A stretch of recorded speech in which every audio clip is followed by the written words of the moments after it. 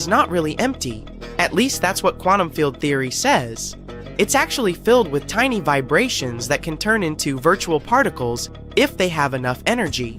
These virtual particles can produce packets of light with low energy called photons.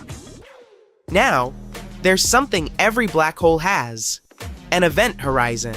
It's a point of no return. That means once something crosses that point, it can never get away, not even light. And there's an insanely strong gravitational force around the event horizon. Black holes survive by gobbling up gas and stars around them. In most cases, a black hole has a swirling disk of material that surrounds it, called an accretion disk. It glows brightly as all those things that come too close to an event horizon get heated up and torn apart before the black hole swallows them all. As material comes closer, it starts to travel and move faster and faster, going all around the black hole. This makes the accretion disk glow and, at the same time, outlines the shadow of the black hole, which is basically the very event horizon we're talking about. Black holes might even want to hide, but they do so awfully badly. According to Einstein's theory of general relativity, gravity bends and warps space and time. It means that the closer you come to this extremely powerful gravitational pull around the black hole, the more twisted space and time around it become. That's what Stephen Hawking was talking about nearly 50 years ago, 1974. He also suggested that if these particles find a way to escape a black hole, they steal some of its energy, and because of these thieves, the black hole loses its energy as time goes by until it at one point completely disappears.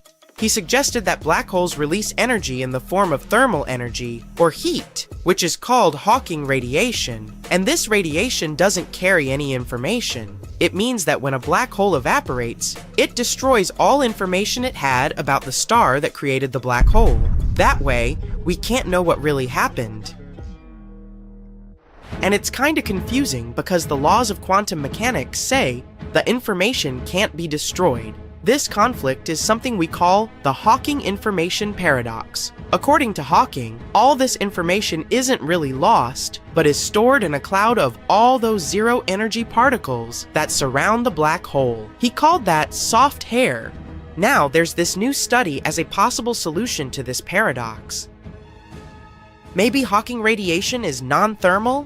Instead of just releasing plain heat, it's possible the black hole sends out a message in the form of radiation. This message contains important information about the black hole's past, the stars that formed it, and other details we thought were lost forever.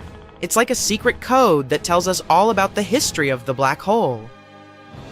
But let's go back to Hawking's theory, where a black hole can eventually disappear. It says that not only black holes produce Hawking radiation, any object with enough mass can. Researchers actually studied a process called the Schwinger effect too. It's when an electromagnetic field creates strong distortions and in that way forms matter. They applied this idea to Hawking's theory of black hole radiation. What they found is that the radiation Hawking predicted can actually be created in places with different levels of gravity, not just around black holes. Here's the key. When there are massive objects, like stars or planets, they create a curving effect on space and time. This curving is there because of their strong gravity. Even if you're far away from a black hole, there's still some massive object somewhere around that creates the curvings of space, which can make you feel like you're in that twisted space. It can create radiation, similar to what happens near black holes. It means that not only black holes can slowly evaporate, other massive objects in the universe can also lose their energy in the same way. If this is true, the energy of everything in the universe will slowly be drained away in the form of light particles. That means everything and everyone, including stars, planets, black holes, and us, share the same destiny, and will all eventually fade away. This sounds scary at first, but even if this theory is true, it's not going to happen anytime soon. It would take way longer than the current age of the universe for a supermassive black hole to completely disappear. So, in the way we measure time, black holes are basically eternal.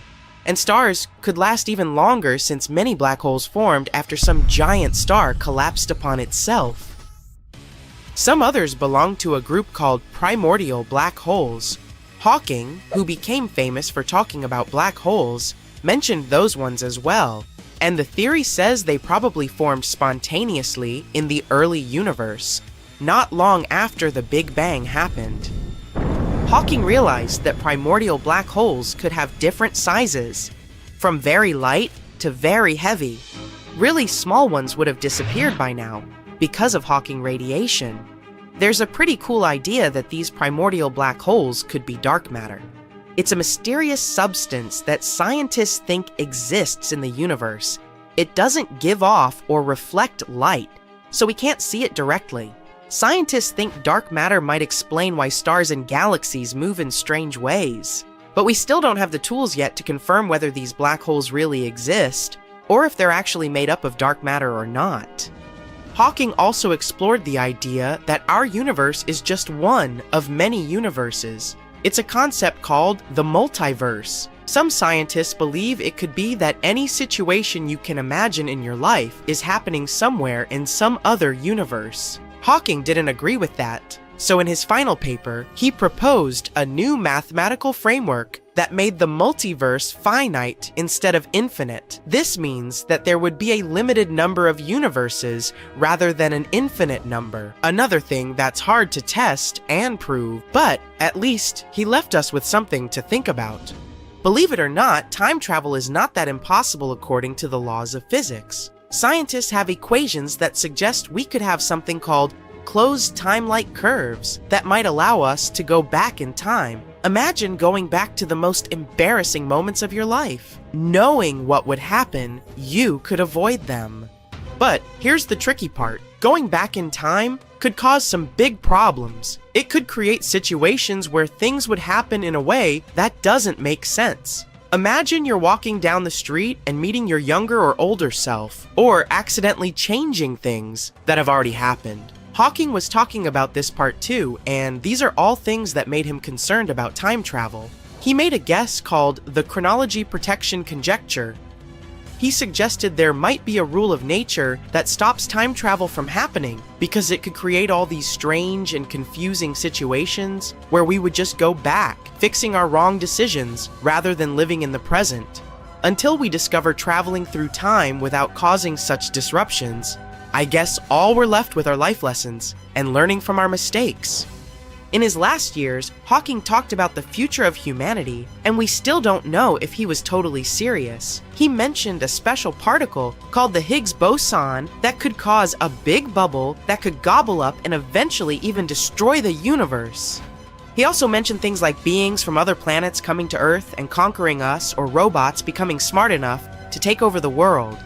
Some of his ideas turned out to be true, and time will tell if it will be the same with the others. Some people, like the Andaman Islanders, that's a community living in the Gulf of Bengal, see them as burning torches thrown into the air by forest spirits. Others, like some Australian Aborigines, think they're flaming sticks ridden by shamans. If you ask an astronomer though, they'll tell you that a comet is a large object made of dust and ice that orbits the sun. Arguably, one of the most famous space objects of this kind is Halley's Comet. It has left a great impact on our history and understanding of these mysterious falling stars. When this comet passed Earth in August of 1835, for example, it was blamed for the New York City fire that kept going for several nights. At the same time, the Seminole Indians in Florida saw the comet's long tail and believed it marked the day they would lose their independence. This comet came back in 1910, and people yet again saw it as a sign of bad luck. In Chicago, people bent over backward to secure their windows to protect themselves from the comet's dangerous tail. Others bought all sorts of gadgets, like umbrellas or masks protecting from comets. But what's so intriguing about this space body? How come it just pops up around Earth every once in a while? And most importantly, is it really dangerous? Halley's is what astronomers call a periodic comet. It visits us every 75 years or so. On rare occasions, some lucky people get to see it twice in their lifetime. It last passed Earth in 1986. and it is expected to come back in 2061. Despite this scheduled return, the comet's orbit can't be predicted with precision. That's partly because of the chemical processes happening inside the comet. Halley's orbit may also change due to random interactions with other planets and space objects in our solar system. Its official title is 1P Halley, and it's named after English astronomer Edmund Halley. He was the one who studied the reports of a comet nearing Earth in 1531, 1607, and 1682. Based on his calculations, he concluded that these three occurrences had been, in fact, the same comet, returning over and over again. He also predicted its return in 1758. Halley's discovery also pointed out that some comets, like this one, orbited the Sun, but their journey was not circular. If you look at it in 2D, Halley's orbit looks like an elliptical wire dangling from the Sun. Sadly, Halley didn't live to see the comet's correctly predicted return, but it was named after him. According to the European Space Agency, the first sighting of Halley's comet dates back to March 30th, 239 BCE. Asian astronomers noted it down in the Shiqi and Wenshengtao chronicles. But another study claims that we might have first noticed it even earlier than that, during the times of the ancient Greeks. Writings from that period reported a huge meteor that landed in northern Greece, leaving the local population perplexed. It soon became one of the ancient world's most popular tourist attractions. But the authors also noticed a comet in the sky at the time the meteor landed. They also reported the fact that the unusual space object had remained in the sky for about 75 days. Shakespeare himself seems to have written about this comet in his play Julius Caesar around the year 1600. In this work, he included a now famous phrase speaking of comets as unusual signs, saying, "The heavens themselves blaze forth." It wasn't the last time famous writers felt a certain connection with this object. Writer Mark Twain even said in 1909, "I came in with Halley's Comet in 1835. It is coming again next year, and I expect to go out with it." Surprisingly, Twain passed away on April 21st, 1910, one day after Halley's had emerged from behind the far side of the Sun. We got a better look at the comet when it last passed us in 1986. Several spacecraft were sent toward Halley's to take samples of the comet's composition. This fleet of spaceships, dubbed the Halley Armada, flew nearby, one of them taking several pictures of the comet's core for the first time in history. We also had much better telescopes to look at the comet as it swung by our planet this time. Based on current studies, there's little to no chance that Halley's Comet could actually pose any danger to our planet. Most of the bad things associated with the comet were just fabrications. Even better, comets in general may have made life on Earth possible. Specialists believe that early in our planet's history, collisions with comets brought a significant amount of water here, which helped to form our oceans. These space objects may have also gifted us organic material necessary for the formation of life. Don't confuse comets with asteroids though. Unlike asteroids, which are small rocky space bodies also orbiting the Sun, comets are mostly made up of frozen ammonia, methane, or water. They contain only small amounts of rocky material. Because of their composition, comets are sometimes nicknamed dirty snowballs. Comets are made of 4 parts: a nucleus, a coma, a dust tail, and an ion tail. But their nucleus makes up most of their total mass. There are over 3,000 comets that we know of, but astronomers think there may be up to 1 billion of them in our solar system. A comet that is bright enough to be visible from Earth without the help of a telescope is called a great comet. Approximately 1 great comet can be seen every 10 years or so. People have noticed other comets for millennia. However, scientists have concluded that since comets shed a lot of material each time they orbit close to the Sun, their lifespan may be only thousands of years. If you compare that to the age of the solar system, which is 4.6 billion years, It's a relatively small number. Since these space bodies are still present in the solar system today, there must be a source of comets somewhere out there. Otherwise, all comets would have disappeared a long time ago. Another famous comet is named Hale-Bopp. It came very close to Earth in January 1997. The last time it was seen near our planet before, that was during the Bronze Age, back in 2000 BCE. This comet is much larger and more spectacular than Halley's. Its nucleus stretches for up to 24 miles in diameter and can be seen from the surface of our planet with the unaided eye. Comet Borrelli was the second comet to be studied up close by a spacecraft. NASA's Deep Space One approached it in 2001 and gave scientists a detailed report of the comet's black core. This comet is surprisingly lopsided, but the reason for its unusual shape is still up for debate. Halley's comet appears to have formed in the Oort cloud at the outer edges of the solar system, but Borrelli is said to come from an icy cloud of rocks beyond Neptune, which is called the Kuiper Belt. Comet Hyakutake gave us quite the show when it passed just 9.3 million miles from Earth in March 1996. It looked like an ice blue splash with a faint gas tail. This comet amazed astronomers too, as it produced X-rays 100 times more intense than scientists had predicted. A spaceship called Ulysses passed through Hyakutake's tail in May 1996, reporting that it was at least 350 million miles long. That's double the size of any other known comet's tail. The comet Wild 2 was examined by NASA's Stardust spacecraft back in 2004. The probe managed to fly within 147 miles of the nucleus of Wild 2, giving us some of the best comet pictures to date. It was also the first time we got samples of dust particles from a comet. The precious cargo came back to Earth in January 2006. Its aim was to shed light on the conditions under which Wild 2, and the solar system for that matter, formed those billions of years ago. Wild 2 is about 3 miles in diameter and covered with craters and cliffs. There are almost no similarities between Earth and Jupiter. Ours is a sweet small planet with plants and cute pandas. Jupiter is a giant gas horror with furious hurricanes, which never subside, and if you fall into this planet, you might literally fly through it. But what would happen if our Earth was the size of the father of the solar system? Oh, this is gonna be fun.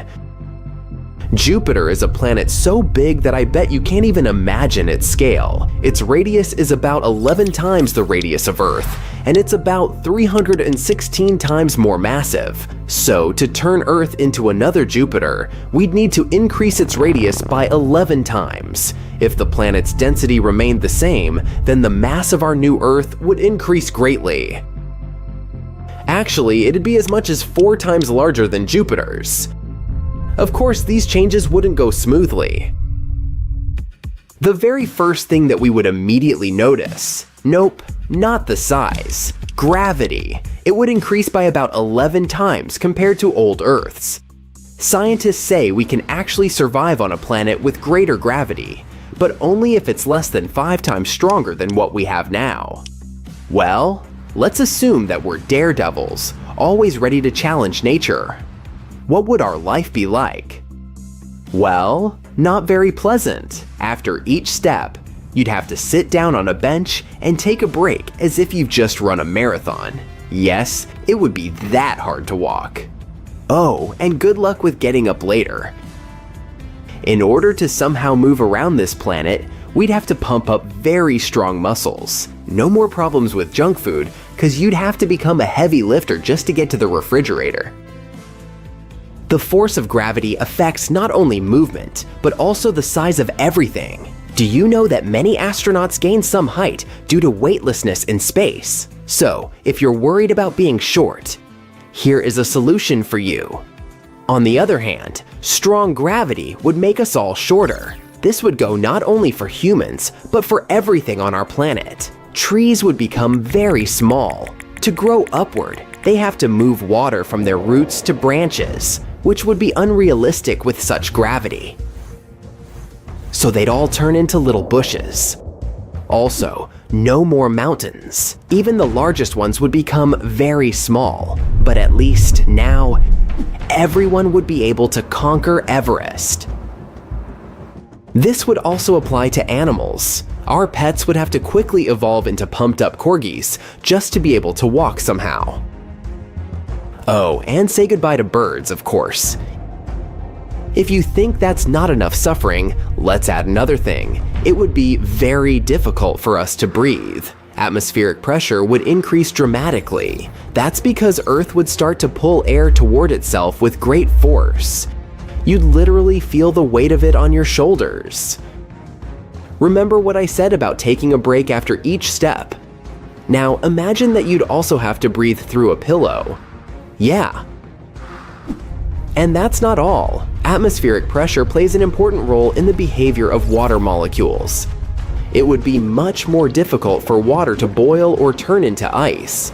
Most icebergs would melt, and it's possible that we'd have no more clouds too.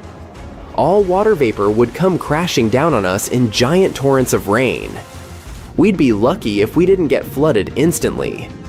But oddly enough, there would also be some advantages. For example, everything around us would become much more spacious. Assuming we didn't get flooded, there would even be a bunch of deserted areas on the planet. Maybe land prices would finally fall? But these unexplored areas would most likely remain unexplored, since we'd hardly be able to travel across seas and oceans. Not only because moving across the water would be incredibly difficult, but also because all water bodies on the planet would become 10 times larger. The very thought of getting lost in the ocean is frightening, but imagine if it was 10 times deeper and bigger. Uh-oh. So, no more sailing, and forget about flying by plane or visiting space ever again. But it seems like it's still not all. If Earth was the size of Jupiter, we'd also have volcanoes raging everywhere. Due to the increase in its mass, Earth would become terribly unstable. All extinct volcanoes would become active again, and there would be lava and poisonous gases everywhere. In 1883, there was the most destructive eruption in the history of humankind, the eruption of the Krakatoa volcano. It occurred on one small island, but people all over the planet could feel the consequences. The eruption destroyed the island, triggered many tsunamis, and clouds of poisonous gases spread for miles. Now imagine this, but 10 times worse. That's what would happen on our Jupiter-sized Earth. It would probably be similar to the fall of the Chicxulub meteorite, the one that wiped dinosaurs off the face of the Earth. Then, poisonous gases spread all over the planet, causing one of the greatest massive extinctions in the history of Earth.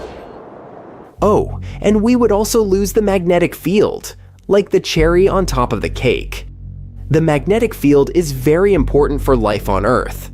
According to Rory Barnes from the University of Washington, it shields life on the planet from the nastiness of space, which means all sorts of radiation and solar winds. There's a molten iron core inside our planet that is responsible for producing the magnetic field. If the amount of pressure on this core increased due to gravity, it could solidify. And because of this, Earth's magnetic field would disappear. We would be exposed to the effects of cosmic radiation. Too scary to even imagine. Alright, so now we know that living on this new Earth would be a real nightmare. But what about outer space? You've probably heard that Jupiter, thanks to its strong gravity, protects us from asteroids. Well, this would become our job. Jupiter experiences about 24,000 collisions a year. And now, it'd be our destiny. Do you remember me mentioning the Chicxulub meteorite? Similar tragedies happen to our planet once every 100 million years or so. But if it became the size of Jupiter, these guys would visit us every Friday. Also, we'd have to say bye-bye to the moon. Our natural satellite is too close to us. So, if Earth grew in size, it would be a real catastrophe. We would literally watch the moon being torn apart in the sky. Of course, after that, all these fragments would crash into us. One of the theories claims that billions of years ago, the moon somehow separated from Earth, and its pieces gathered into a ball. Now, it would be like watching its creation rewind, and even if the moon survived, somehow remaining in Earth's orbit, the changes in the tides would still be dramatic. The consequences of these changes would be very unpredictable, but probably a bunch of tsunamis would be some of them. On the other hand, we'd probably gain a couple of new moons. Jupiter has as many as 79 of them. It would probably be a spectacular view, if only gas clouds from all those volcanic eruptions didn't block it. Also, the appearance of a second giant planet would have significant consequences for the whole solar system. Don't worry, other planets wouldn't crash into us. Many people underestimate just how far the planets are from one another. But still, the new Earth would shift the orbits of other planets a little and affect their rotation speed. And Earth itself would rotate around the Sun much more slowly because of its huge mass. For example, 1 year equals 12 Earth years on Jupiter. All this, of course, would greatly affect seasons and the climate in general. So, would there be life on Earth? Bold of you to even ask this question. But if one day we do manage to find a habitable super-Earth close to Jupiter in size, it would be very interesting to take a look at it. When you look at photos taken from spaceships or the International Space Station that show sunlit objects like Earth or the Moon, something seems wrong. Space looks too empty. No magical scenery of a nighttime sky full of stars. It would be incredibly boring to go stargazing in space since the sky is always so dark. During the daytime, the sky on our home planet is blue because of the diffusion of light. It happens when sunlight goes through the atmosphere. But if you were on the moon or somewhere else in space, there would be no atmosphere to spread this light around. That's why the sky there would always appear black. But it doesn't mean it's less bright out there. If you were looking out of the window of the space station, you'd see just as much direct sunlight as you would gazing out of your apartment window during a cloudless day. Maybe even more. When taking a picture on a sunny day, you'll probably use a short exposure, together with the narrow aperture setting on your camera. This way, just a short burst of light will get in. That's similar to how our pupils contract in sunlight so that they don't have to deal with too much light. And since it's just as bright up there in space, the process is the same when you take pictures of sunlit objects there. Using short exposure, you can get good, bright pictures of Earth or the surface of the moon, but it also means there will be no stars in the picture. Even up there, stars are relatively dim. They don't emit enough light to show up in photos taken with such settings. Our home planet has a blue sky that slowly transforms into a beautiful orange-red palette at dusk and dawn. But if you ever get a chance to watch a sunset on Mars, you should expect the opposite. An orange-brown daytime sky that gets a bluish tint at sunset. First of all, Mars is farther away from the sun than our planet. So when you're looking at the sun from the Martian surface, of course, it looks fainter and smaller. And not just that, the sun observed from Mars is just a bluish-white dot surrounded by a blue halo. The thin atmosphere of the red planet contains large dust particles. They create an effect called me scattering. It occurs when the diameter of particles in the atmosphere is almost the same as the wavelength of the scattered light. This effect filters out the red light from the sun's rays, so only the blue light would reach your eyes on Mars. How come Earth doesn't have rings? All gas giants in our solar system, Jupiter, Saturn, Uranus, and Neptune, have such rings, whereas the rocky planets, Mercury, Venus, Earth, and Mars, don't. There are two theories about how rings can appear around a planet. They might be just some material left from the times when the planet was forming, or they may be the remains of a moon that got destroyed by a collision with some space body or torn apart by the strong gravitational pull of its parent planet. The gas giants formed in the outer regions of our solar system, while all the rocky planets are in the inner part. So maybe the inner planets were more protected from potential collisions that could have formed their rings? There are also more moons in the outer regions of our solar system, which could be another reason why the planets there have rings. Also, bigger planets have stronger gravity. It means they can keep their rings stable after they form. Some experts believe Earth used to have a ring system a long time ago. A Mars-sized object might have collided with our home planet, which probably created a dense ring of debris around it. Some scientists think that this debris formed not a ring, but what we today know as the moon. There's probably a giant planet lurking at the edge of the solar system, far beyond Neptune. Scientists called this mysterious hypothetical world Planet 9. If it does exist, it's probably similar to Uranus or Neptune, and 10 times more massive than our home planet. It's likely to circle around the sun, but in the outer reaches of the solar system, about 20 times farther than Neptune. Another interesting theory says that Planet 9 could actually be a black hole the size of a grapefruit that warps space in a similar way a large planet would. Even though we once thought it was a rare substance in space, water exists all over our solar system. For example, you can often find it in asteroids and comets. It's also in craters on the Moon and Mercury. We still don't know if there's enough water to support potential human colonies if we decide to move there, but some amount of water is definitely present there. Mars has water at its poles too. It's mostly hidden in the layers of ice and probably under the planet's dusty surface. Europa, Jupiter's moon, has some water too.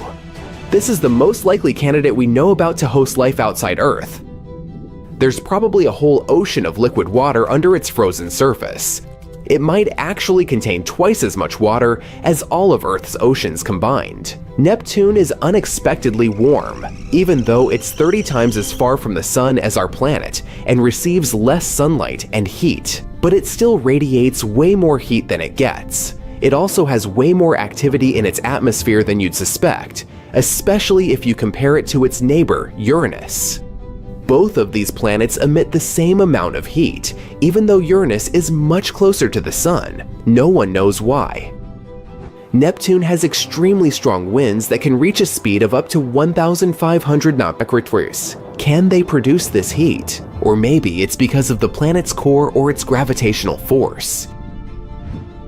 There's a monster black hole hurtling through space at a speed of 5 million Mach. Scientists located it with the Hubble Space Telescope. They believe it weighs as much as 1 billion suns. It was supposed to stay put in the center of its home galaxy, but some gravitational forces are pushing it around. At one point, this black hole is going to break free from its galaxy and continue roaming the universe. Luckily, it's still 8 billion years away from us. Solar storms are so powerful they could leave us in complete darkness. Back in July 2012, the strongest solar storm in over 150 years narrowly missed Earth.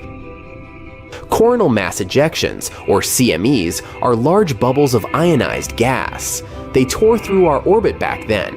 If they had caught our planet in the crosshairs, we would have literally been in the firing line. We'd have faced solar matter hurtling toward Earth, damaging computers and causing power outages that would have lasted for months. A surprise solar storm hit us on June 25th, 2022. One photographer even managed to capture stunning bright auroras that flashed across the dawn sky in Calgary, Canada, and lasted for 5 minutes. Vampire stars are a real thing. They're part of a binary star, and they can literally drain the life out of the other star in the system. They do it to keep burning for a longer time. It works like this. A smaller star with a lower mass steals its sibling's hydrogen fuel to increase its own mass. This vampire star then becomes hotter. Plus, its color changes to striking blue. This way, it looks much younger. How sneaky. The color of the universe is dubbed cosmic latte. The light coming from galaxies and stars within them, as well as clouds of gas and dust in the observable universe, have a specific color. It's an ivory tint pretty close to white. The universe is beige because there are a bit more areas that produce green, yellow, and red light than those that emit blue. For thousands of years, people knew only about the planets, Mercury, Venus, Mars, Jupiter, and Saturn, which they could see using simple telescopes, or even by the naked eye if the conditions were good. But in the late 18th century, a famous astronomer, Sir William Herschel, discovered a new planet that was icy blue in color. At first, people thought it was a star, but later they realized it was a planet. Today, we know it as Uranus, a planet that's more than 19 times farther away from the Sun than Earth. It's so far away that it takes Uranus 84 years to complete one trip around the Sun. This astronomer also discovered many other interesting things in space, like double stars and nebulae. In the mid-1800s, scientists noticed something pulled Uranus and strangely tugged its orbit. They thought there must be another planet out there, and they used math to predict where it would be. Finally, 1846, they found Neptune using a telescope. It was too faint to see with the naked eye because it was too far away from the Sun.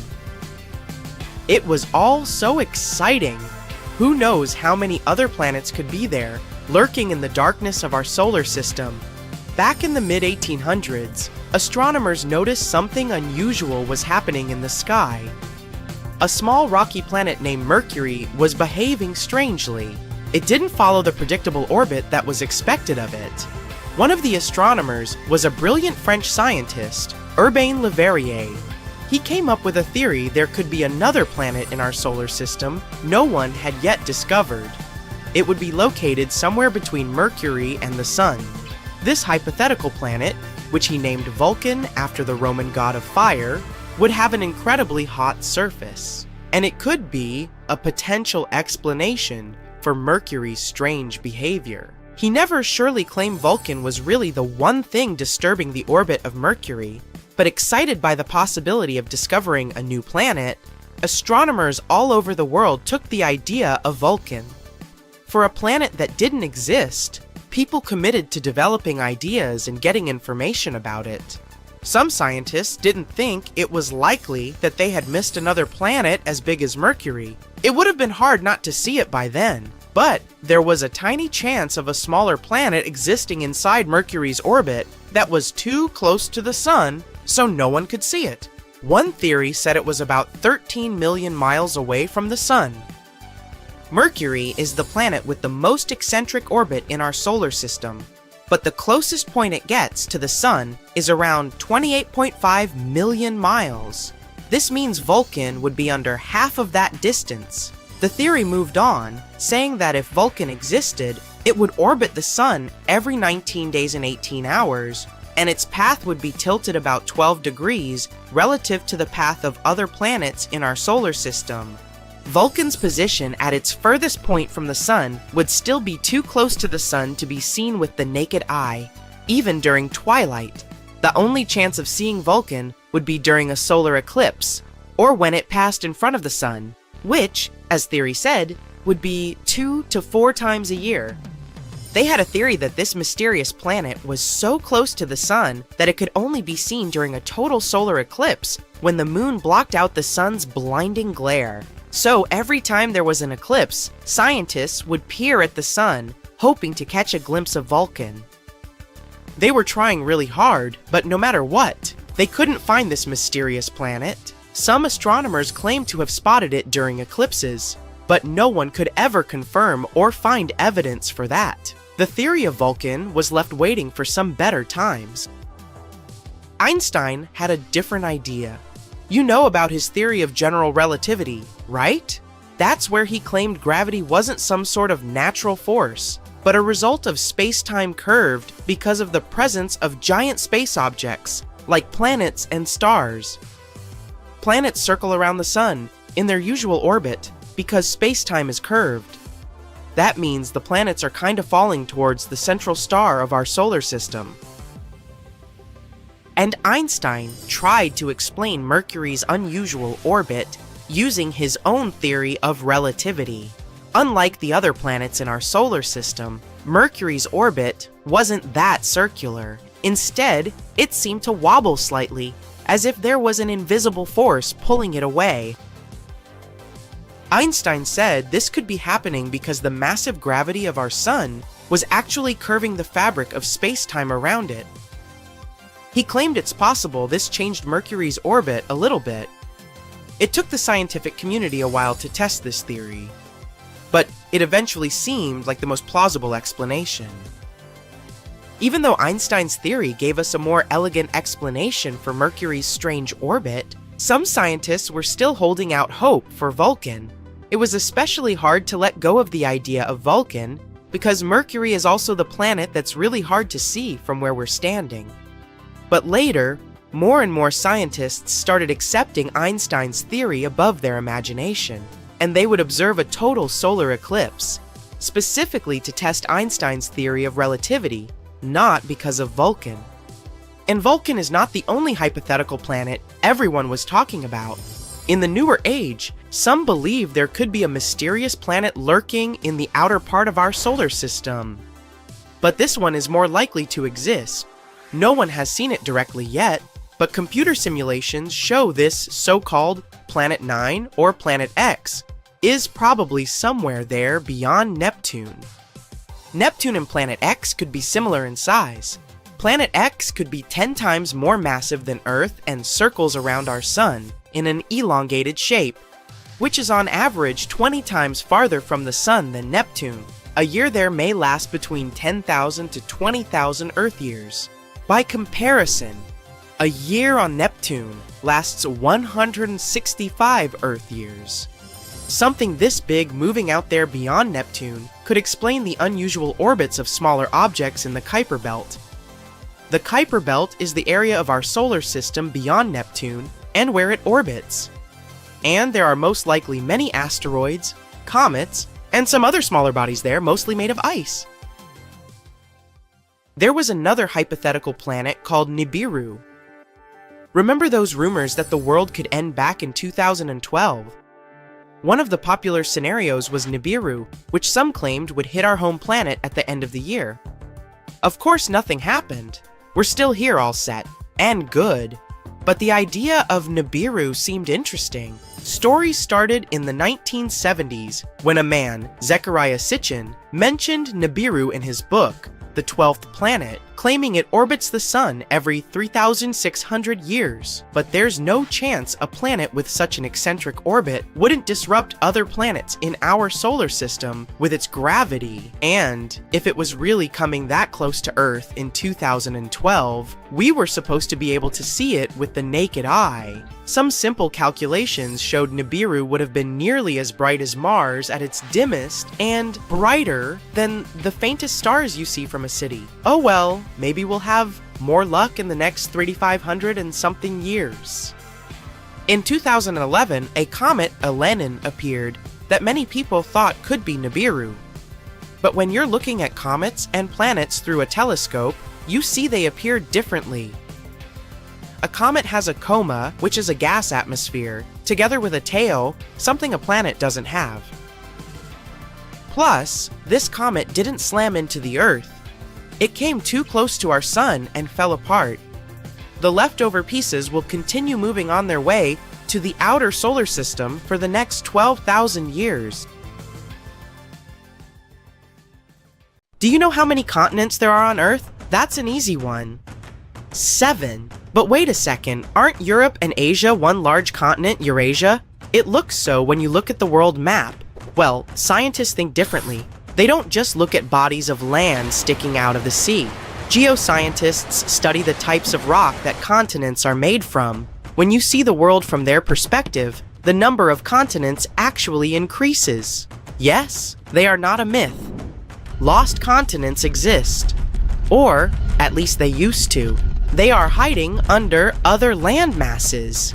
Peekaboo! Researchers have recently discovered one continent just like that. It is called Greater Adria. Sounds familiar? Yes, it has something to do with the Adriatic Sea, the Mediterranean. This lost continent is completely buried under Europe. It collided with Europe and started to sink under it a long time ago. Today, it lies beneath Italy, Greece, and the Baltics. Its size and even shape match that of Greenland. the world's largest island. But how did geoscientists find Greater Adria? It's no longer visible, but it left some clues. Parts of it were embedded in the Alps. Other chunks were incorporated into present-day Italy and Croatia. On the other side of the Adriatic Sea, limestone rocks from the former continent started to change once they were under the European landmass. Tremendous heat and pressure spread over tens of millions of years changed their structure. Out goes the limestone. In comes the marble. All the Greek and Roman temples you admired on your summer vacation were constructed using this marble.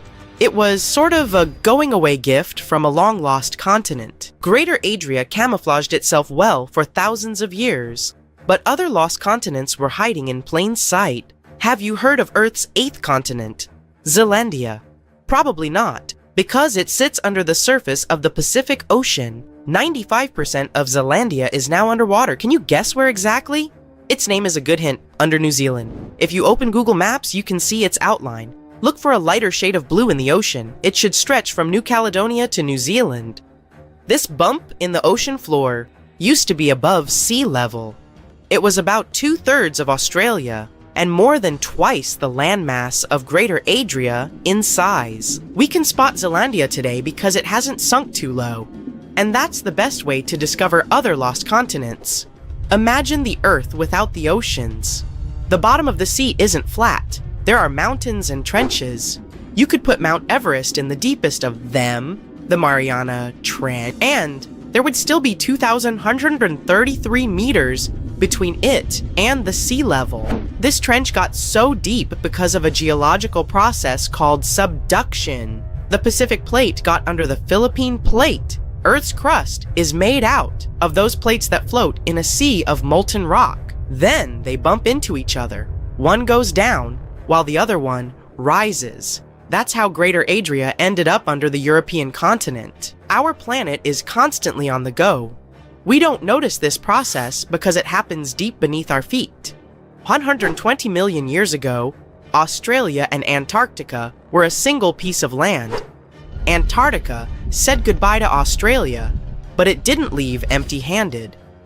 Today, there is an oceanic plateau in the Indian Ocean. The word plateau comes from French, and it means elevated flatland. And the name of this land sounds like the title of a Hollywood movie, Broken Ridge. Long ago, it was connected to another lost continent, the Kerguelen microcontinent. Scientists believe that it made a land bridge between India and Antarctica. What was this land like? The answer possibly lies in a tiny archipelago in the southern Indian Ocean, Kerguelen Islands.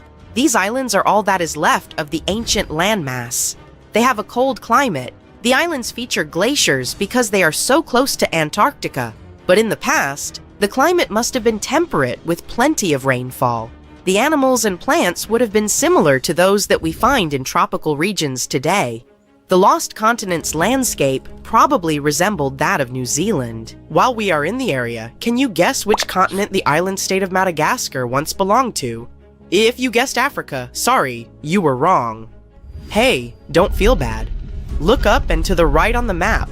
The correct answer is India. Some 120 million years ago, I wasn't around then, India separated from the African continent and went northeast. Madagascar wasn't quick enough and ended up as an island off the southeast coast of Africa. Scientists found traces of the ancient landmass under the island of Mauritius. Today, it's a tourist hotspot, but millions of years ago, it was a real hotspot, volcanoes and all. That's how scientists were able to retrace the steppes of Mauritius. They found a mineral, zircon, that exists in rocks which lava spews out after an eruption. The long-lost land once covered the area from Mauritius to the west coast of India. Imagine if that land existed today. It would form a great mix of Indian and African cultures. Speaking of spicy, have you had Indonesian food recently? Just 50,000 years ago, Southeast Asia looked much different. There was no Sumatra, Borneo, Java, or even Australia. Just Sunda and Sahul, two continental masses that were divided by a deep water trench. You had the extension of mainland Southeast Asia on one side, Sunda, and the Greater Australia, Sahul, on the other. Biologists were among the first scientists to notice the split. Species develop differently on Sunda and Sahul. That's why Australia has unique animals such as the kangaroo, wombat, and platypus. And did you know that a giant kangaroo once roamed the island of New Guinea? That's because, up until the end of the last age, there was a land bridge to Australia. But it's quite shallow, less than 20 meters. It's a reminder that this was once a single landmass called Sahul. Another ocean strait that isn't too deep, Alberkats, 50 meters, separates Asia from North America. The Bering Strait sits today in the place of Beringia. This ancient landmass wasn't that big. It stretched 1,000 miles from north to south. That's just a third of the driving distance from Los Angeles to New York. Beringia was important for another reason. During the Ice Ages, it connected the whole world. Water levels then were 90 meters lower than they are today. If they went even lower, you could walk from the Cape of Good Hope in Africa all the way to Cape Horn in South America. Today, you can hop on an airplane and fly to pretty much any place on the globe. The world has never seemed smaller, has it? Well, it has. Some 300 to 200 million years ago, we were all one world, literally. Pangaea was a supercontinent that included all the continents. Its name is in Greek, and it simply means all Earth. But Pangaea started to crack up. The biggest gap formed between the Americas on the one side and Europe and Africa on the other. Seawater soon started pouring in, and that's how we got the Atlantic Ocean. This process is by no means over. While you are watching this video, North America is drifting further and further away from Europe at the rate of 2.5 centimeters per year. Doesn't seem much when compared to the average human lifespan, 70 years. But in the end, all the continents will reconnect with each other, forming a supercontinent. And it wouldn't be the first time in Earth's history that this happens. Honestly, I'm not going to wait around for that. Have you ever wondered what it would be like if every planet in our solar system was the size of Earth? Well, it's time to dive into this mind-boggling scenario. Let's imagine what each planet would look like if they were as big as our beloved blue planet. Would the barren red landscape of Mars suddenly become a lush green oasis? Would the massive swirling gas giant Jupiter just disappear? And how would it affect our solar system as a whole? Are we all doomed? Buckle up and let's find out. The first planet on our list is Mercury, the smallest planet in our solar system. But now, forget about the moon like Mercury. Instead, picture yourself on the surface of a super dynamic, incandescent inferno. There are a lot of craters and active volcanoes around you, and right in front of you is a huge, blinding bright sun. What a nightmare! But let's break these changes down. Well, along with the size of Mercury, both its mass and gravity would increase. In that case, it's possible that Mercury would have more atmosphere. Temperatures on Mercury are extreme, not only because it's very close to the sun, but also because of its very thin atmosphere. So during the day, the temperatures there reach 800 degrees, and at night it becomes terrifyingly cold, down to 290 degrees. But now, when the gravity is stronger, Mercury could have a denser atmosphere, so the heat would be better distributed across the planet. And the atmosphere isn't the only thing that could make it hotter. If Mercury became bigger, it would likely experience increased internal heating due to gravitational compression. And hypothetically, its tectonic activity could increase. In other words, more interesting landscape, more mountains, and more scary active volcanoes. Congratulations! You've turned Mercury into Venus 2.0. For us, all these changes wouldn't be very pleasant. Now it would become much harder to send our spacecrafts there. So it's better for Mercury to stay as it is, small, calm, and boring.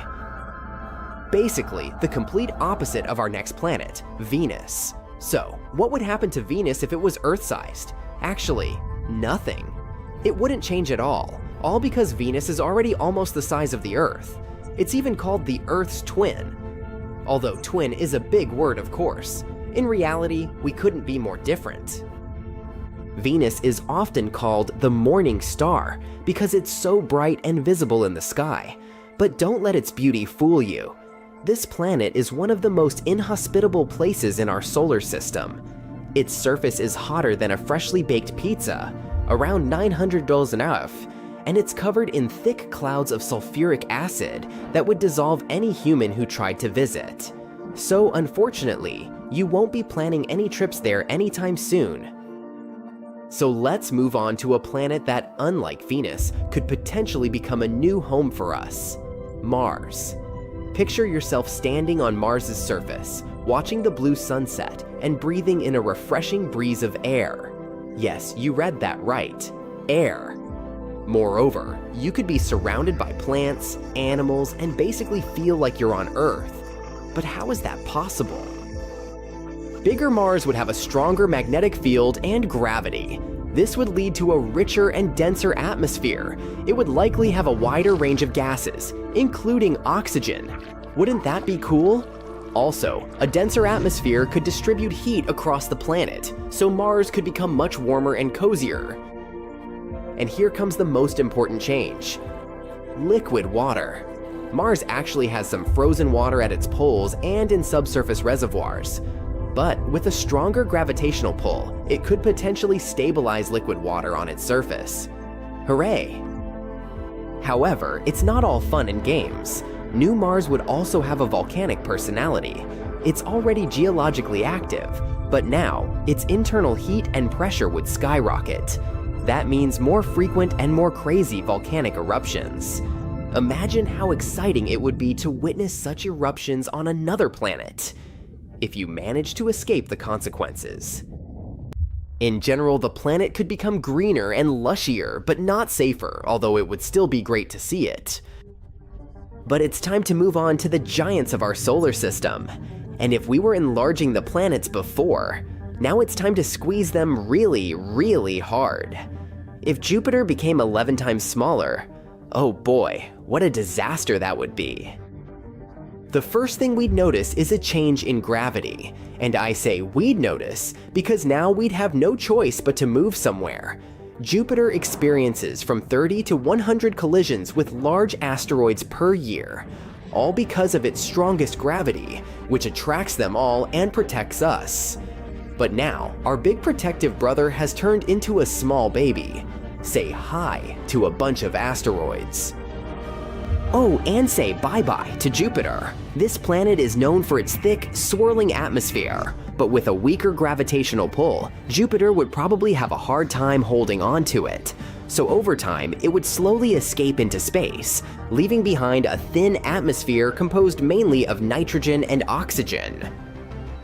We'll also have to bid farewell to the iconic appearance of another giant, Saturn. The most noticeable difference would be the disappearance of its famous rings. Made up of small particles of ice and rock, the rings are a unique feature of Saturn. But with Earth's gravity, they would either fall onto the planet or scatter into space. Bummer. Saturn is also a gas giant, just like Jupiter. Its atmosphere is made up of mostly hydrogen and helium. But if it were Earth-sized, its gases would be compressed due to the increased gravity. This would make it much denser. That means Saturn's overall size and shape would change. Theoretically, if we squeeze Saturn hard, it could potentially become a brown dwarf. It's a type of failed star that lacks the mass to sustain nuclear fusion, but emits heat and light. So Saturn could stop being a planet altogether. The weather on it would probably have changed too. All its crazy storms, such as the famous hexagonal storm at its north pole, would have become weaker and calmer. The next giant is Uranus. Let's try to compress this poor fellow. First off, the surface gravity on Uranus would be much weaker than it is now. Its atmosphere might also change. If Uranus was smaller, it could have a thinner atmosphere and different gases altogether. This planet is pretty chilly, with an average temperature of 353 degrees. But if it was the size of Earth, it might actually warm up a bit due to its reduced volume to surface area ratio.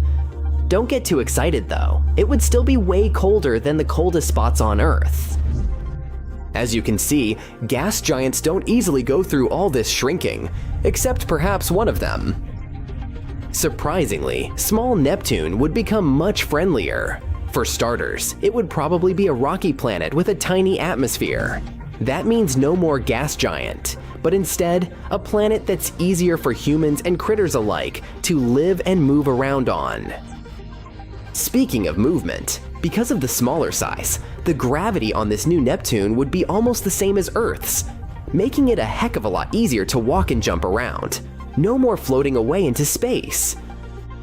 Now, the atmosphere of the original Neptune is so thick you could barely see your hand in front of your face, and the surface pressure is about 100 times that of Earth's atmosphere. But our new Neptune would be much different, with a much thinner and less dense atmosphere. It would still have some methane, water, and ammonia in it, but nowhere near as much as before. Finally, the temperature. Brr! The current Neptune is freezing with an average temperature of about 370 °C. But if it was the same size as Earth, it would likely be much warmer, just like Uranus. Ah, that's more like it. What a planet that would be! That's it for the changes in the planets. But what would happen to the entire solar system if we made all the planets so small? It's hard to predict, but it's clear that their gravity and orbits could change a lot. It's unlikely that any of them would have flown into outer space, or crashed into each other, or something like that. But many of their orbits would probably become quite unstable, and the number of collisions with asteroids would have increased significantly. Of course, all this is purely speculation. It's not like we can actually test all this, but it's still a pretty interesting thought experiment, and it makes you appreciate just how unique and special our solar system really is. Do you know what the third brightest object in the night sky is? If you said the International Space Station, you're absolutely right. And the coolest thing? You can sign up for a special service, and you'll get a text every time the ISS is traveling over your location. And if it happens at night, you can see it with the unaided eye. But be quick, because the station is very fast.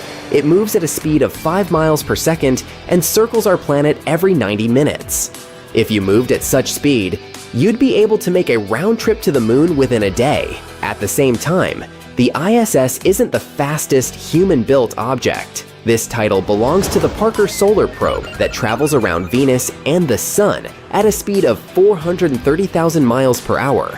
On the bright side, astronauts on the ISS see a sunrise and sunset 16 times every 24 hours. The International Space Station is a true record breaker. It's the largest human-made object in space. It's 357 ft long from end to end, which is about the same length as a soccer field. It also weighs about 450 tons. 8 spacecraft can dock at the ISS at the same time.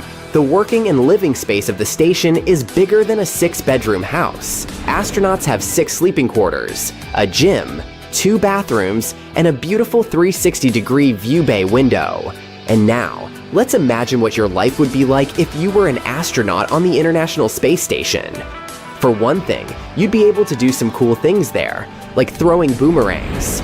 Once, one astronaut threw a boomerang inside the International Space Station, and it returned to him. So just remember that as long as there is some air, even weightlessness won't stop you from having a bit of fun. On the ISS, you would never have to deal with disgusting smells. There is a specially trained person who smells everything astronauts take with them to space. It's done to protect them from unpleasant odors. The thing is that you can't really air the room out there if you don't like how it smells inside. That's why NASA is very careful about what kind of smells are allowed to pass through. You'd also have to get rid of your clothes instead of washing them after each use. To bring a mere 1 pound of load to the International Space Station costs more than $10,000. That's why it costs less to throw your clothes away when they get dirty than to waste water on washing them. While sleeping, you'd have exceptionally good airflow around you. Otherwise, the carbon dioxide you'd exhale would form a bubble around your head, and you'd get oxygen deprived. But what would you do on the ISS? Most likely, it would be space-related research. Astronauts on the station not only explore the possibility of future space travel, but also conduct all kinds of studies and explore the effect of microgravity on the human body. Oh, and speaking of microgravity, people often think that in space, you experience zero gravity, hence the weightlessness astronauts feel on the International Space Station. But that's not exactly true. Gravity is one of the most important forces that exist in the universe. Thanks to it, the moon can orbit Earth, and the sun doesn't float away from our home Milky Way galaxy. But astronauts on the ISS experience not full-fledged, but microgravity, which means very small gravity. Earth's gravity on the space station is only around 10 or 12% weaker than the gravity on the planet's surface. But astronauts are constantly in free fall. The spacecraft, people inside, and all the objects aboard keep falling forward. Not down, but around our planet, following a specific orbit. And since they're all falling together, the crew and the stuff inside seem to be floating. That's why astronauts can move things as heavy as hundreds of pounds with their fingertips. And even though microgravity is often called zero gravity, they're very different things. Anyway, on your way to the ISS, you'd be wearing a bright orange spacesuit. Its color is called International Orange, and it has the same shade as the paint that coats Tokyo Tower in Japan or Golden Gate Bridge in San Francisco. But once you reach the vast expanse of space, you'd swap orange for Snow White. The thing is, the orange suit is equipped with the stuff that can help astronauts survive if something goes wrong during the launch or landing of the spaceship. For example, a regular pumpkin suit has flares, medications, survival gear, a radio, and a parachute. As for the white, bulky spacesuits, those are EVA, which stands for extravehicular activities, suits. Their purpose is totally different from that of the orange suits. Astronauts put on EVA suits when going on a spacewalk. Such an outfit can protect them from the unfriendly conditions of outer space, with its extreme temperatures and the near vacuum. Besides, the white suit can prevent small debris from hurting space travelers. By the way, if you needed to scratch your nose while wearing your EVA suit, you would use a patch of Velcro inside the helmet. The lack of gravity also makes sneezing inside a spacesuit a serious problem. If you absolutely had to sneeze while on a spacewalk, you'd have to bend your head downward and sneeze into your chest. Otherwise, your visor would have to be equipped with tiny windshield wipers. In space, you'd often see random flashes of light, and those wouldn't be hallucinations. Cosmic rays hitting your optic nerve would create such an effect. You don't see similar flashes here on Earth because the magnetosphere doesn't let cosmic rays reach you.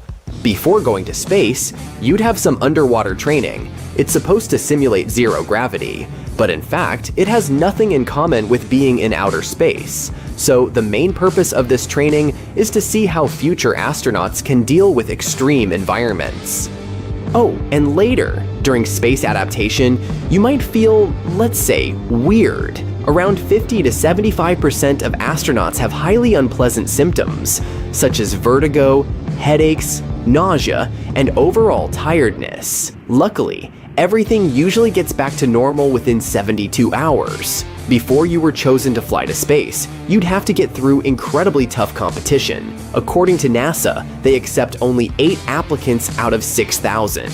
On top of that, the selection process takes around 18 months. If you felt homesick on a mission and started crying, your tears wouldn't flow down your face. Instead, they'd gather into thick blobs of liquid around your eyes because the water surface tension would hold your tears together. You'd have to remember to attach yourself to something before falling asleep. Otherwise, you'd easily float away from the spot where you went to bed and bump into a hard surface. That's why astronauts usually rest in sleeping bags in a small crew cabin. Another issue you'd have to deal with would be taking a shower in microgravity conditions, and it isn't an easy feat. Astronauts take a shower in an enclosed cylinder, which keeps water from floating away. They use a no-rinse shampoo, spray themselves with water to rinse off the soap, and finally, use a vacuum hose that pulls inside all the water left on their body. You'd have to get used to a dramatic change in your diet. You'd have 3 meals a day. Nothing outstanding here. But instead of sitting down to enjoy your lunch, you'd float around. Your meal would consist of some dehydrated and canned food items, and it might take a lot of time to finish it, since you'd have to be very careful not to let your food get away in the process. Now imagine needing a haircut. After all, you'd spend no less than half a year on the ISS. To change your image, you'd have to use special clippers with a vacuum attached to them. Shop pirate. R. Hold onto your telescope, space rat. Scientists have made an astonishing discovery. They've found the ancient heart of the Milky Way galaxy. But what is this ancient heart? And what does it tell us about the history of our galaxy? Let's find out.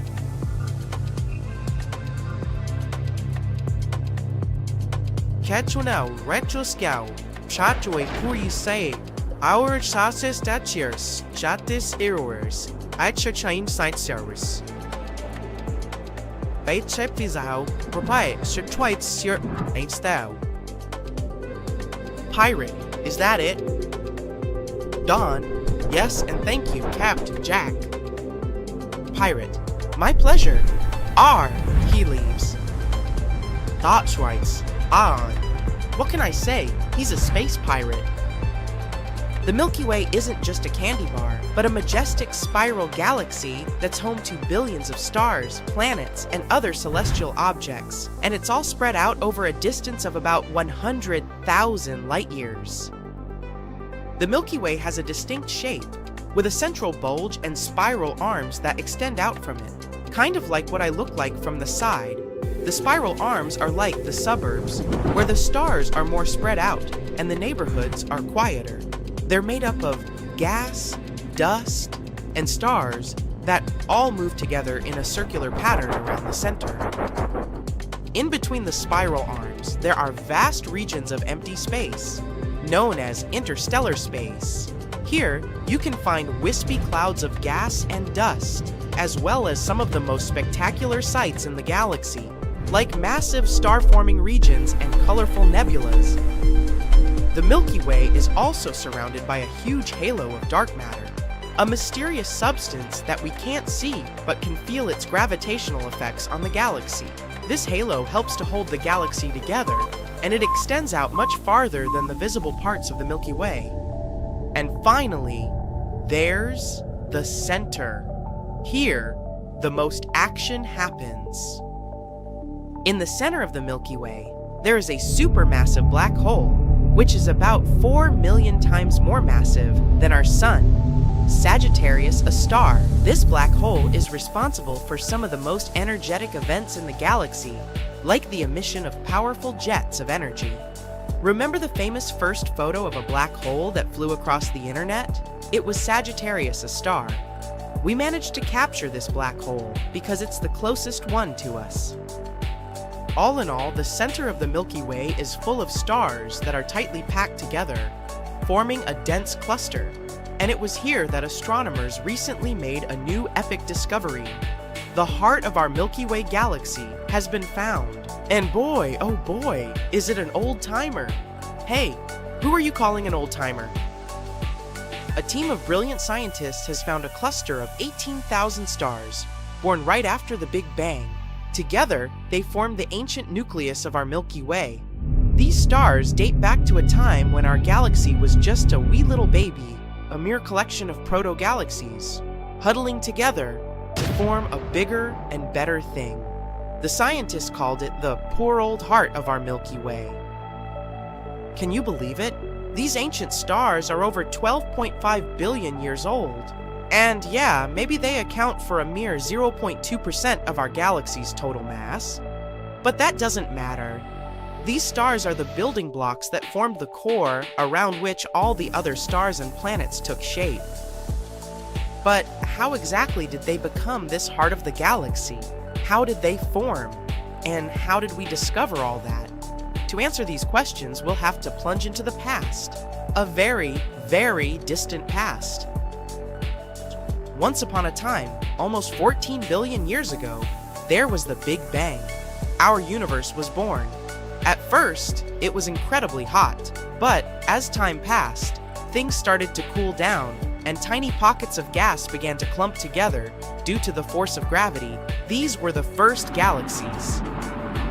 The Milky Way is one of these galaxies. It also started as a small clump of gas and dust, but over time, it began to take shape.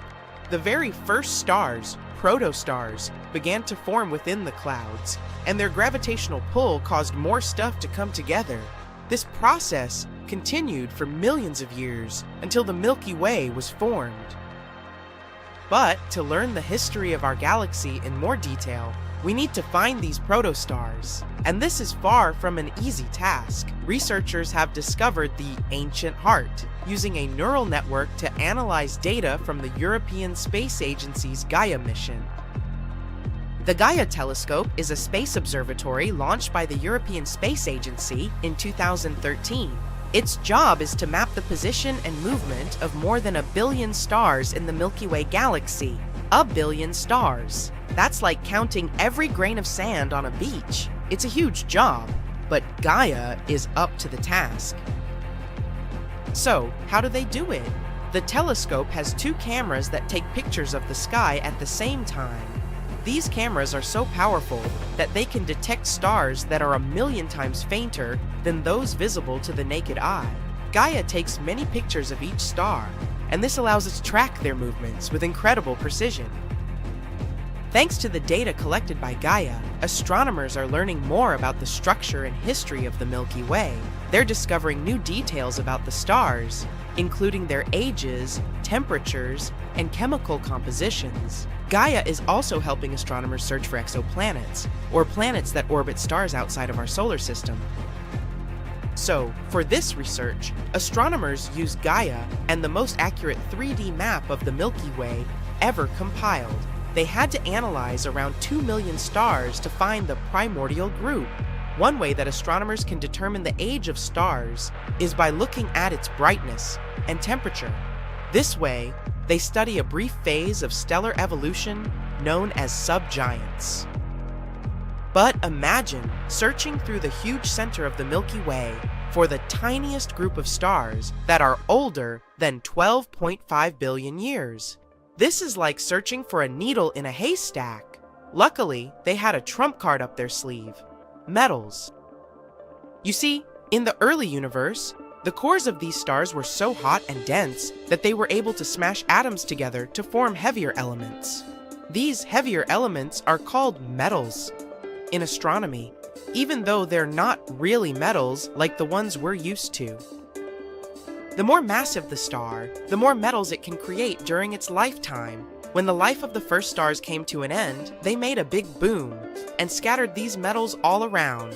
Metals mixed with other gases and joined the newborn stars, and so on.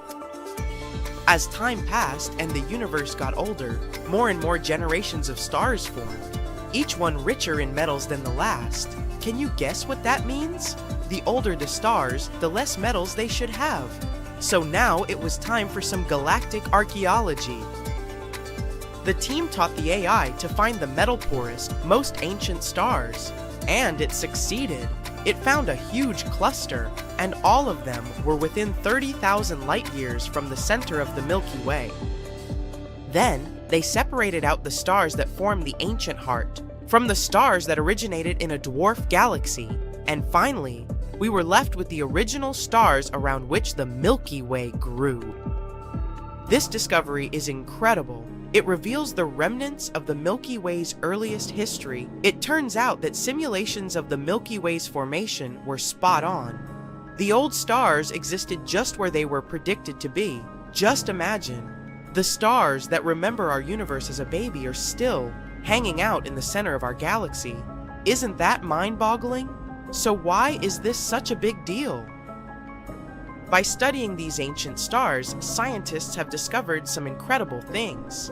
For example, they've confirmed that the Milky Way's core began its life stationary and only picked up rotational speed as it grew. Our universe is full of both amazing and terrifying things. You already know about quasars, black holes, dark matter, and so on. But how about the horrors of space that you haven't even heard of? Would you like to visit the most bizarre worlds in the universe? And it's not me who made this list. but NASA themselves. Welcome to the Galaxy of Horrors, NASA's awesome Halloween collection. Please join me on a journey to some planets and tell me which one you will consider the most horrible. Buckle up. Our first destination is a gas giant called TRES 2b. It's located 750 light-years away from us.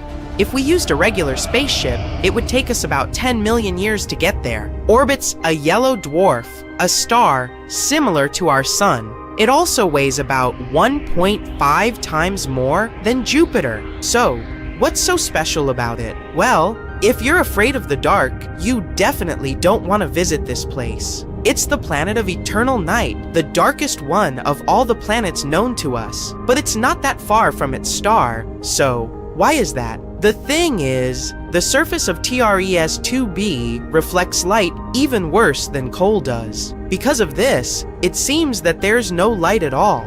If you were flying across the surface of this planet, it would be like walking with a blindfold on your eyes. Oh, wait. Actually, there is some light. An eerie, deep red glow surrounds the surface of the planet. This glow is created by the burning atmosphere, which makes TRES 2b a scorching planet. The air there is even hotter than lava. Oh, but if you think that was bad, let me show you the next place of our horror journey. NASA wasn't beating about the bush while nicknaming this one.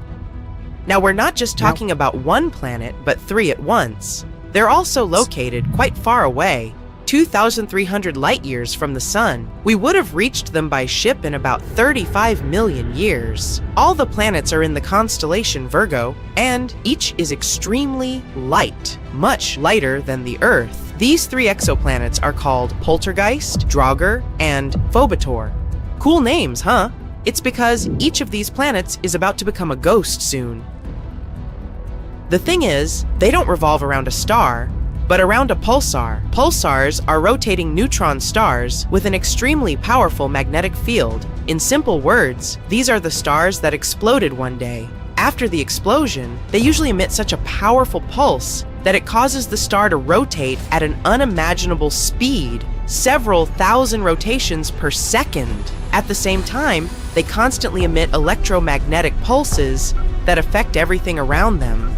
So, you've probably already guessed what is happening with our zombie planets. They're slowly, gradually, being destroyed under the gigantic influence of radiation. One day, they'll disappear without a trace, ghost-like planets orbiting an undead star. Yeah, Zombie World is a fitting name. It's also not surprising that scientists nicknamed this pulsar Lich, despite the long official name. Well, at least these guys stick together on their final dance. This planet has a long name, so bear with me. HD 18733b. This gas giant is 65 light-years away from us. It would have taken around 1 million years to get there on a spaceship. This planet is slightly more massive than Jupiter and orbits its star, an orange dwarf, all alone. At first glance, it may seem friendly. Pleasant blue color and curls on the surface. Kinda resembles a summer sky or foam on sea waves, right? Oh, looks are very deceptive, my friend. This planet has a pleasant cobalt blue color due to the hazy blowtorched atmosphere. This atmosphere contains silicates that condense when heated. In other words, the clouds on this planet have rain, made of glass. Yes, it rains hot glass shards here. Oh, and if that's not enough, there's a raging wind on the surface, which is moving at a speed of 5,400 miles per hour. Just to compare, the fastest wind on Earth had a speed of 254 miles per hour, about 20 times weaker. And because of this, hundreds of thousands of glass shards rush horizontally across the planet's surface at breakneck speed. I really don't envy anyone who would try to land here. By the way, this isn't the only example of strange rains in our universe. For example, it rains molten iron on the planet Dimidium. Or let's take so-called carbon planets. Their existence hasn't yet been proven, but if they do exist, there would be tons of black, poisonous clouds, and it would rain pure gasoline and hot liquid asphalt. Oh, and also, raindrops would explode upon touching the surface. Nothing special. The next planet, though, is actually really strange. It didn't just revolve around its star, it lived inside the star. This cosmic miracle is called KOI 55b, or Kepler 70b. This planet is very far away from us, 4,000 light years. It would take about 70 million years on a spaceship. It's twice as light as Earth and fully rotates around its star in just a couple of hours. A long time ago, it was an ordinary Earth-like planet about the size of Jupiter. It was peacefully and calmly orbiting its red dwarf star, KOI 55. But everything changed about 700 million years ago. Perhaps you've heard that in a couple of billion years, our sun will begin to expand into a huge star, absorbing everything in its path. This is the fate of red dwarfs. Sooner or later, they increase, turning into incredibly hot blue giants. The same thing happened with KOI 55. This star began to increase in size and heat up in temperature, gradually turning into a blue-white giant. It was ready to devour its nearest planets. But KOI 55b didn't care about it. When the star reached it, this planet just settled inside. And moreover, after some time, it left its star, simply returning to the new orbit. How is that even possible? Life inside its star turned KOI 55b into a red-hot roundstone. It's one of the hottest planets we've discovered so far. The temperature on it reaches 12,000 degrees of Fahrenheit. It's hotter than the sun, which is, let me remind you, an actual star.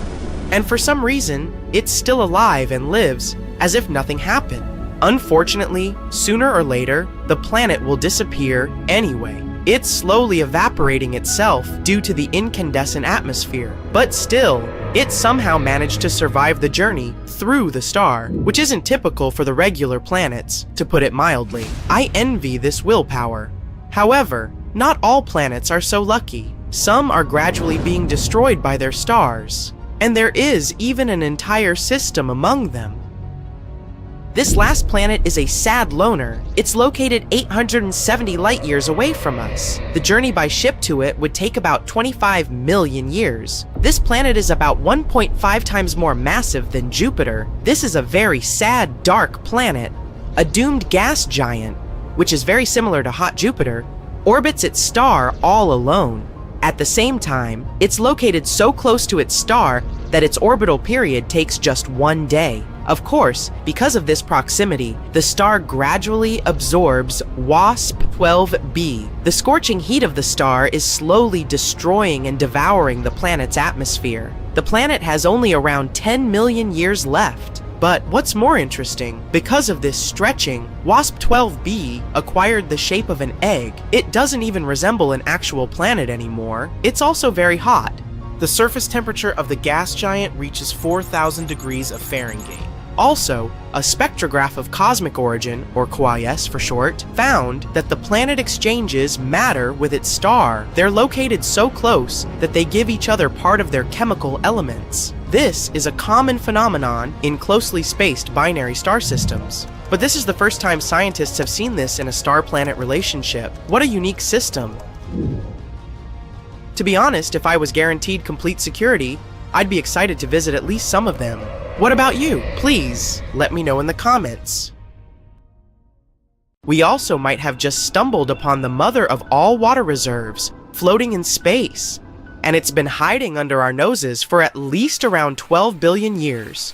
As for its size, it's hard even to imagine. 140 trillion times larger than all the oceans on our home planet combined.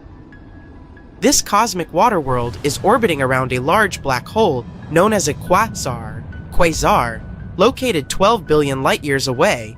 Quasars feature supermassive black holes, spewing out colossal quantities of radiation. This one in particular is estimated to be 20 billion times heavier than our sun, and carrying energy that could outshine 1,000 trillion of them. Here, in our cozy Milky Way, we're used to seeing water in ice form. This water reserve in particular seems to be in the shape of vapors. The important thing about this discovery is that there may be water everywhere in the universe. We just need to learn where to look. You might be surprised to learn that not all stars are hot to the touch. We used to think all stars were like our sun, these blazing hot balls of fire, ready to melt anything in their path.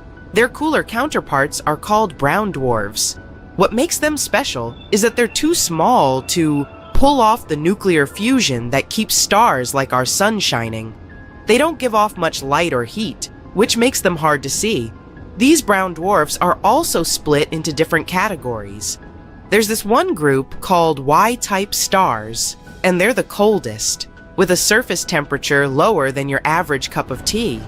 If you could reach out and touch one, you'd probably just feel a cozy warmth. Around 4 billion years ago, Uranus apparently switched places with Neptune. It's hard to imagine planets that big doing that, but this theory might solve the mystery of how our solar system came to be. We know that rocky planets formed after big collisions. Take our planet, for instance. Around 4.6 billion years ago, things kept bumping into each other around the sun until our watery Earth reached its final form. It also included one larger collision that blew up enough rock and gas for it to generate our moon. But when it comes to our larger solar system neighbors, Jupiter, Uranus, and Neptune, scientists still haven't got an answer. Standard models said it'd take forever for them to form, way longer than the solar system itself has been around. If this new theory is correct, it suggests that Uranus and Neptune came from this dense cloud of gas compacted around the sun. Problem is, for the theory to make sense, they had to have swapped places at some point in history. Neptune is about 2.13 billion kilometers away, the farthest any planet can be in our solar system. Uranus is a bit closer, located at 3.5 billion kilometers. This new idea suggests that after they formed way closer to the sun than they are today, their positions were altered. It could have either been because of many comets passing by over billions of years, slowly tugging the giant planets away. It's not a definitive answer to how gas giants were formed. It's more like a strong hunch, backed up by looking at a lot of numbers. Speaking of weird things found in our universe, what about this floating spoon that NASA's Curiosity rover took a picture of on Mars? As the machine was cruising around the red planet, it stumbled upon this oddly spoon-shaped rock during the summer of 2015. The rock has a handle and even throws shade on the ground. It's not a leftover utensil from some Martian picnic, but rather what NASA scientists call a ventifact. That means it's a rock that got sculpted by the wind. It's not the first time the Martian surface has delighted us with weird, windy sculptures. There was the face on Mars, a rat, and even jelly donuts. It's also possible that diamonds are raining down on over 1,900 exoplanets out there in space. Scientists found out that you don't need particularly hot temperatures for carbon to turn into diamonds, like it was previously believed. Up until recently, we only knew of Neptune and Uranus to potentially feature sparkling showers. Astronomers were onto this interesting phenomenon for about 4 decades, but these planets were hard to study. We've only had one space mission, Voyager 2, swing by for a peek. A lot of progress is being made though, thanks to lab simulations. Neptune and Uranus are called the ice giants because their outer layers are filled with hydrogen, helium, water, and ammonia, what scientists call ice. And that gorgeous blue hue they have is due to the methane in their atmospheres. The beautiful diamondy phenomenon happens deep down, however. If we could visit, we would see that beneath the thick atmosphere, there are layers of very dense ice. And under all that pressure, chemical reactions are happening, possibly generating diamonds the size of a small town. We can't just dive into Neptune or Uranus with a diamond-seeking probe. Instead, the same conditions are being replicated in labs here on Earth, squeezing matter between diamond anvils and zapping it with lasers to mimic the extreme conditions. Under these circumstances, scientists managed to create artificial diamonds. Understanding how these rocks form down there could also explain why Neptune is hotter than it should be, and why it's got such intense storms. These diamonds might also be the key to unlocking the mystery of Uranus and Neptune's weird magnetic fields. If we compare it to our planets, it doesn't behave the same way, so there may be weird things happening under the surface to affect the magnetism. NASA's plans include sending a new probe to Neptune or Uranus in the next decade. With the planets aligning just right in 2030, it's the perfect time to explore these potentially diamond-filled worlds up close. Planet Kepler 78b is another weird cosmic discovery.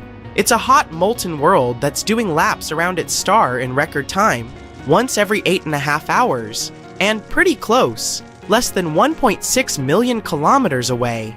Hot environment aside, if we could set foot on its surface, we'd notice its sun being 80 times larger on its sky than the daily view we have here on Earth from our star. If we apply what we know so far about how planets form, this little guy shouldn't even be there. Specialists still don't have a clue how it came to be, or how it ended up where it is now. What we do know is that it will disappear soon. Sort of. Since it's so close to its start, this scorching, hot planet is going to collide with it in a couple of billion years. Sounds like a lot, but it's a cosmic jiffy. What's similar between our planet and Kepler 78b is the density. Sure, it's about 20% bigger than Earth and weighs almost double, but it's got that same solid interior. There's no possibility of it forming any closer to its star and simply moving away with time. It also couldn't have been born much further away and migrated in. Any movements inward would have been unstoppable, and it would have also collided with the star. This may not be a particularly groundbreaking discovery, but chances are you've never thought of it. There may be space dust in your hair right now. Every day, loads of outer space matter comes raining down on Earth. Sometimes we get flashy objects, like when a meteor turns into a meteorite by crashing down to the ground. But most of the time, it's quieter. This cosmic material drifts down through the atmosphere, landing softly as what we call space dust. It may not sound like much, but it does add up to around 14 tons every single day. This space dust contains tiny fragments of rock and metal, broken off from asteroids and comets during big collisions. These particles are very small. You can't see them without special tools, but every time you step outside, some of it might land in your hair. About a year back, something wild happened on Mars. Its magnetic shield and air around it expanded to about 3 times the usual size.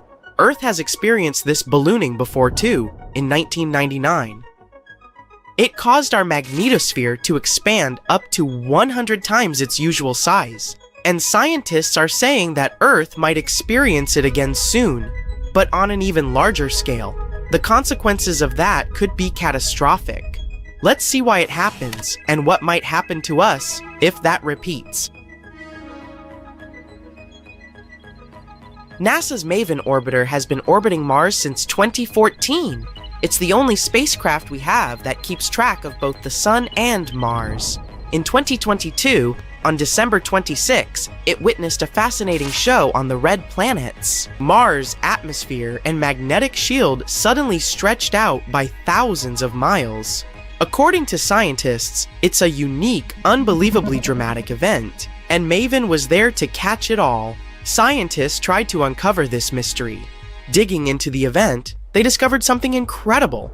It turns out this airshow was linked to the solar winds. Solar wind is the stream of particles coming from the sun. It's a constant flow of protons and electrons from our star's outer atmosphere. Moving super fast, up to 804 kilometers per second, these charged particles travel through the solar system in a plasma state. Mars, like all the other planets in our solar system, is always dealing with solar wind.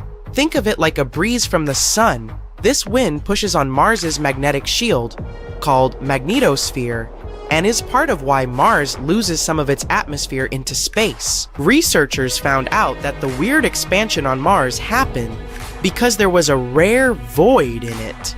Faster solar wind caught up with slower solar wind, making them squeeze together. This created a gap in part of Mars's atmosphere because some solar wind was missing. This unusual situation caused Mars's magnetosphere to expand so rapidly. The Sun goes through a cycle about every 11 years. It jumps from low activity, or solar minimum, to high activity, or solar maximum. Then it jumps back. We noticed this way back in the 18th century, and we're currently on the 25th cycle. It's all because of the Sun's magnetic field. During solar minimum, the magnetic field is strong and organized, but over time, it weakens. Suddenly, solar activity jumps up. This creates solar winds, the Sun spewing jets of particles on the planets, including our Earth. In 1999, the solar wind nearly disappeared for 3 days. It will probably repeat again now. This time around, scientists believe it might hit us sooner and harder than expected. The Sun becomes quite lively, emitting fiery plasma, developing large dark spots, and releasing powerful radiation. And unfortunately, the upcoming solar maximum kind of caught us off guard. The storm was predicted for 2025, so scientists aren't very prepared. The number of sunspots observed has been way higher than anticipated. The Sun hit an 8-year sunspot peak in 2022, and then showed more than double the expected sunspots in 2023. And it's not just them. Solar flares have also been on the rise. In March, the geomagnetic storm lighted up the skies with vibrant auroras across 30 US states. It was the strongest storm in over 6 years. Many rare solar events have become more common recently. For example, a gigantic plasma waterfall, a polar vortex swirling around the Sun's North Pole for hours, and a 3-day solar tornado towering over 14 Earths. Because of all that, Earth faces some risks. Solar storms could hit our planet. It can mess with communications, damage power systems, and cause blackouts, and even pose threats to living beings. They can ionize Earth's atmosphere. This would mess with radio signals and GPS systems. Major disasters, like earthquakes or tsunamis, combined with such blackouts, could lead to catastrophic outcomes. Additionally, strong solar storms may generate electrical currents that can damage infrastructure, including power grids and rail lines. Airplane passengers might experience higher radiation levels during solar storms. It's hard to tell what that would mean for their health. However, astronauts on spacecraft, such as the International Space Station, could face more significant risks. Future space missions will have to take solar cycles into account. We're not the only creatures in danger. These storms can disrupt the migration patterns of animals like gray whales, sea turtles, and birds. All these poor animals rely on Earth's magnetic field to understand what's going on. And, as a cherry on top, there's a risk of satellite collisions. Commercial space companies are focused on launching satellites quickly rather than safely.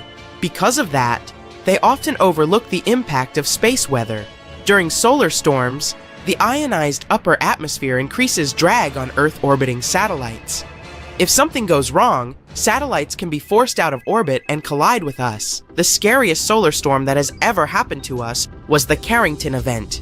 In 1859, Earth experienced the most intense geomagnetic storm ever recorded. The sky lit up with vibrant auroras.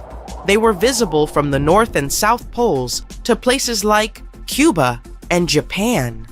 The display was so bright in the United States that gold miners woke up thinking it was morning. It was caused by a massive solar flare.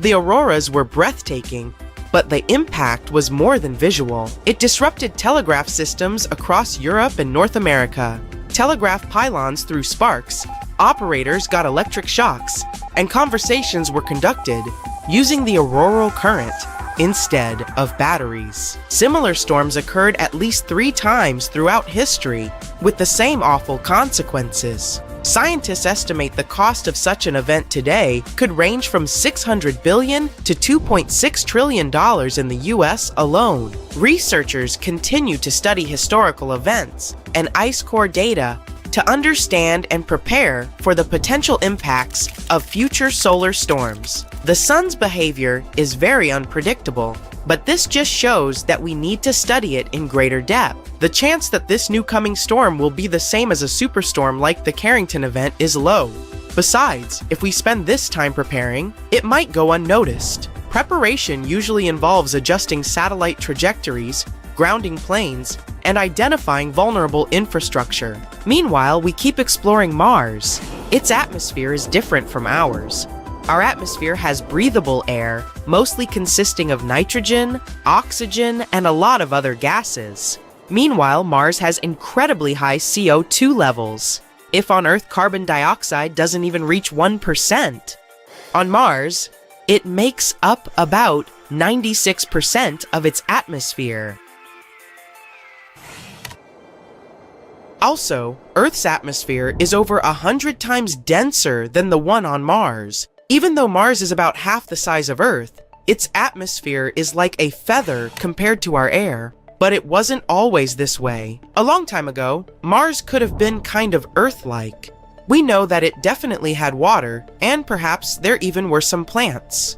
If we added water on Mars now, plants could have grown up there. A long time ago, Mars was experiencing some serious volcanism, suggesting it had a thick atmosphere and maybe even a giant ocean. We're not sure what happened to them, but there are some theories.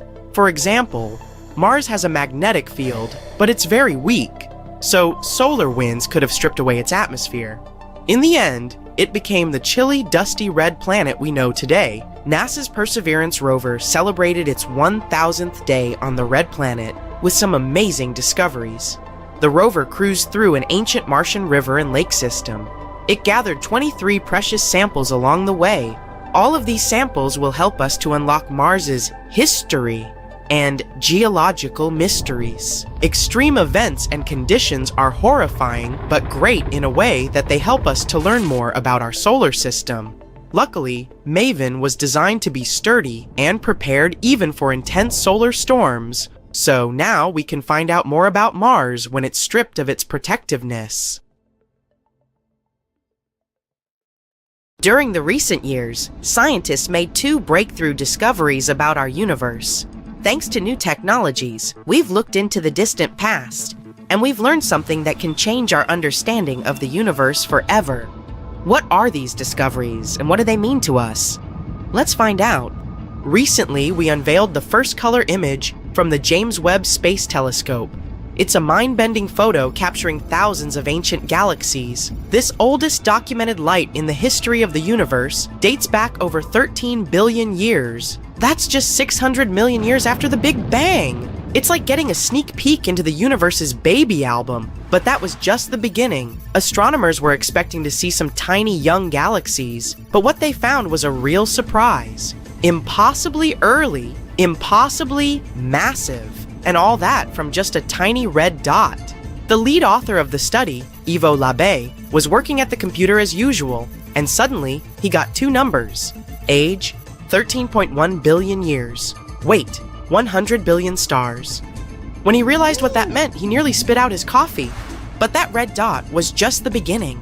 The next day, they found 5 more galaxies just like this. Turns out, these 6 massive galaxies are as old as the Milky Way itself. The entire research team was in disbelief. They were like, wait, what? These guys couldn't be that mature so early in time. Did we make a mistake? But nope.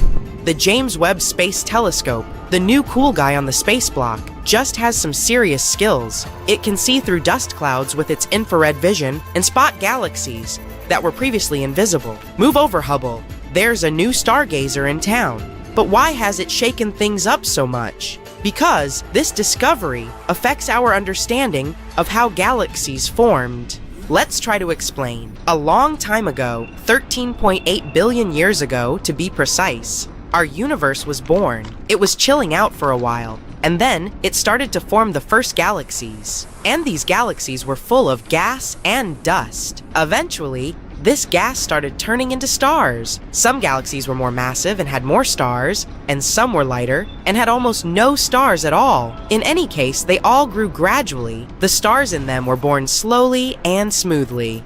That's how our current models explain this. But these new observations from the James Webb Space Telescope show an unexpected surprise. Looks like even in the early universe, our ancient friends had lots of stars. More than what we would ever expect. If that's the case, then these galaxies are like the overachievers of the universe. They skipped the small and gradual growth phase and went straight to being giant universe breakers. According to our current cosmological model, they shouldn't even exist. But they do. So it looks like after the Big Bang, the stars were forming much faster than we thought. As you can see, these universe breakers are really living up to their name, causing a potential total consensus among scientists. The universe was like, hey, I'm about to flip cosmology models upside down. But let's not jump to conclusions. There are many theories that could explain these mind-boggling discoveries without breaking the standard model. For example, maybe the light we're seeing isn't coming from stars at all, but from the swirling disks of doom around supermassive black holes. These colossal cosmic beasts can gobble up matter and spit out a dazzling light show. And James Webb Telescope's keen eye is picking up on these enigmatic accretion disks like never before. Or maybe these galaxies could be playing hide and seek with us. Maybe there's more to the story that we haven't seen yet. After all, the universe is vast and mysterious, and we've only just begun to scratch the surface. And whoa, we really need to slow down here. Before we even try to explain all this stuff, we need to confirm whether these ancient galaxies really are that old. Although even if they're actually just supermassive black holes, it still shows an astounding change. We'll have to wait about a year to find out. One thing's for sure, the James Webb Space Telescope has definitely taught us a valuable lesson. Expect the unexpected.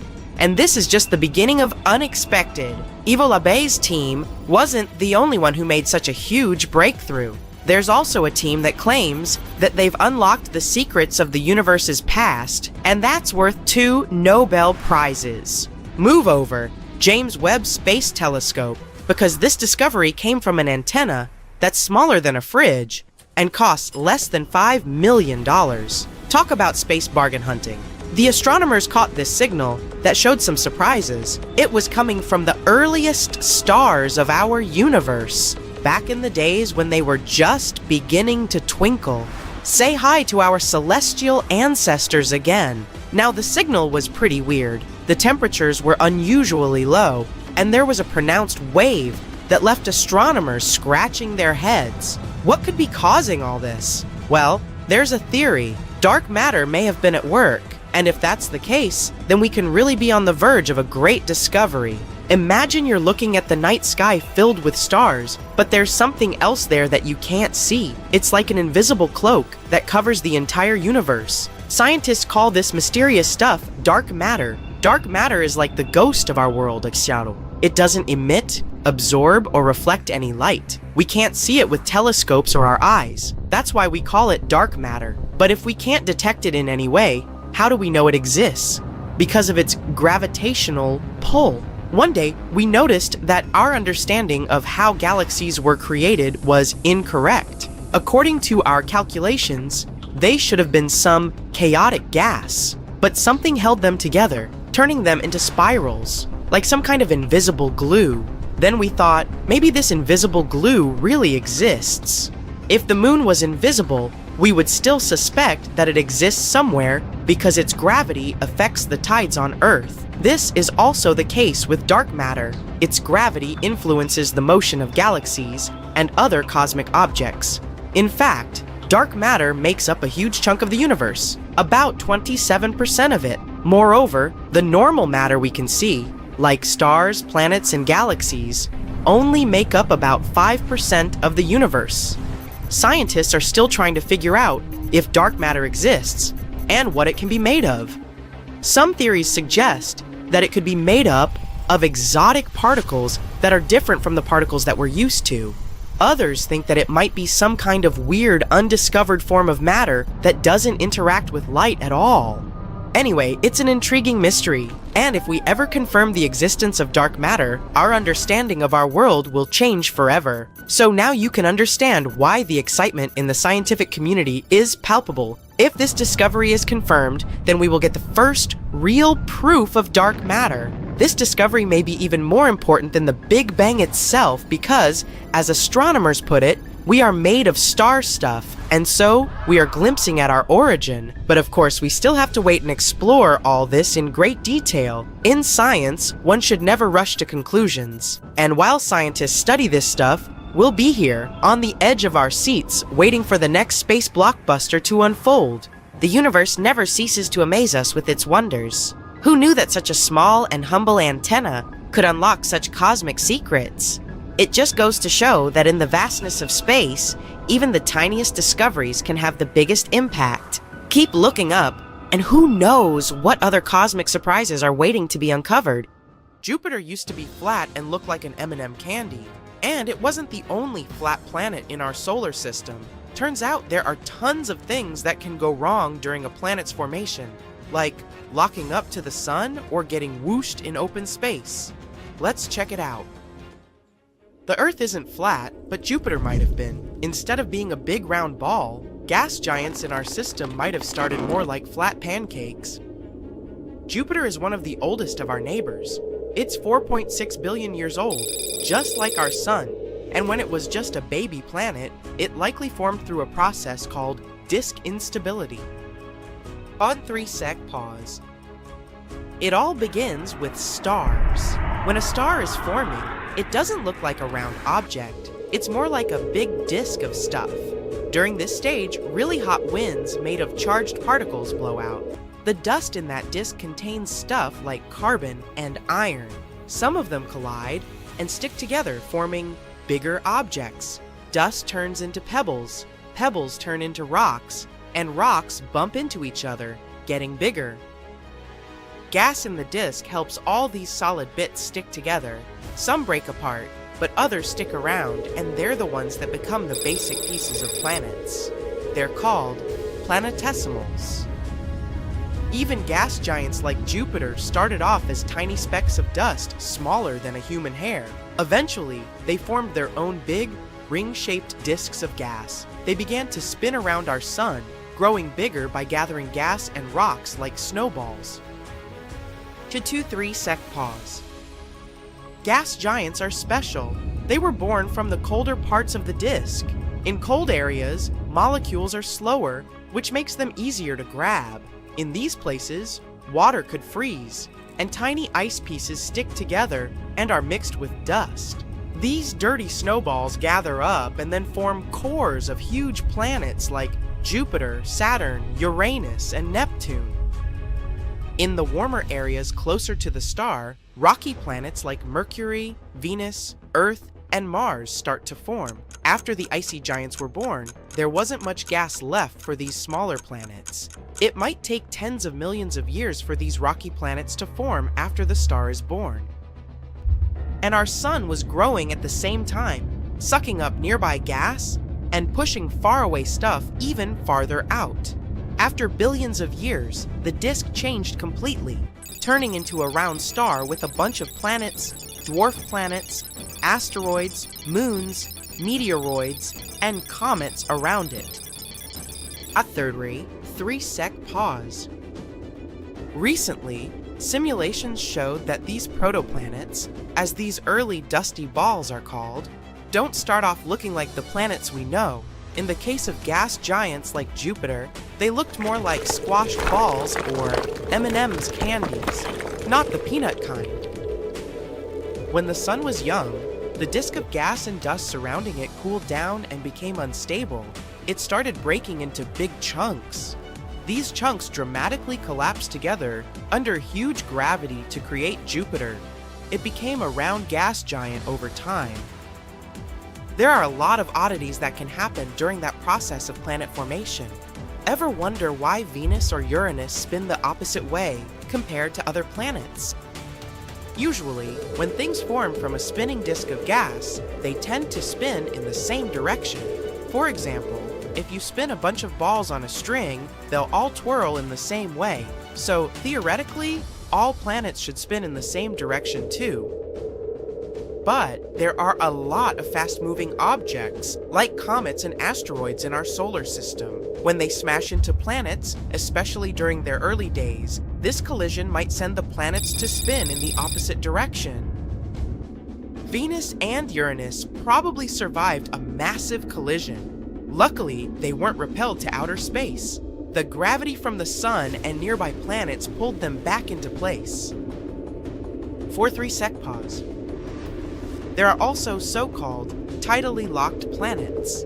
These are celestial bodies that spin in a way where one side always faces their star while the other side remains in perpetual darkness. So, one side is always very hot while the other is extremely cold.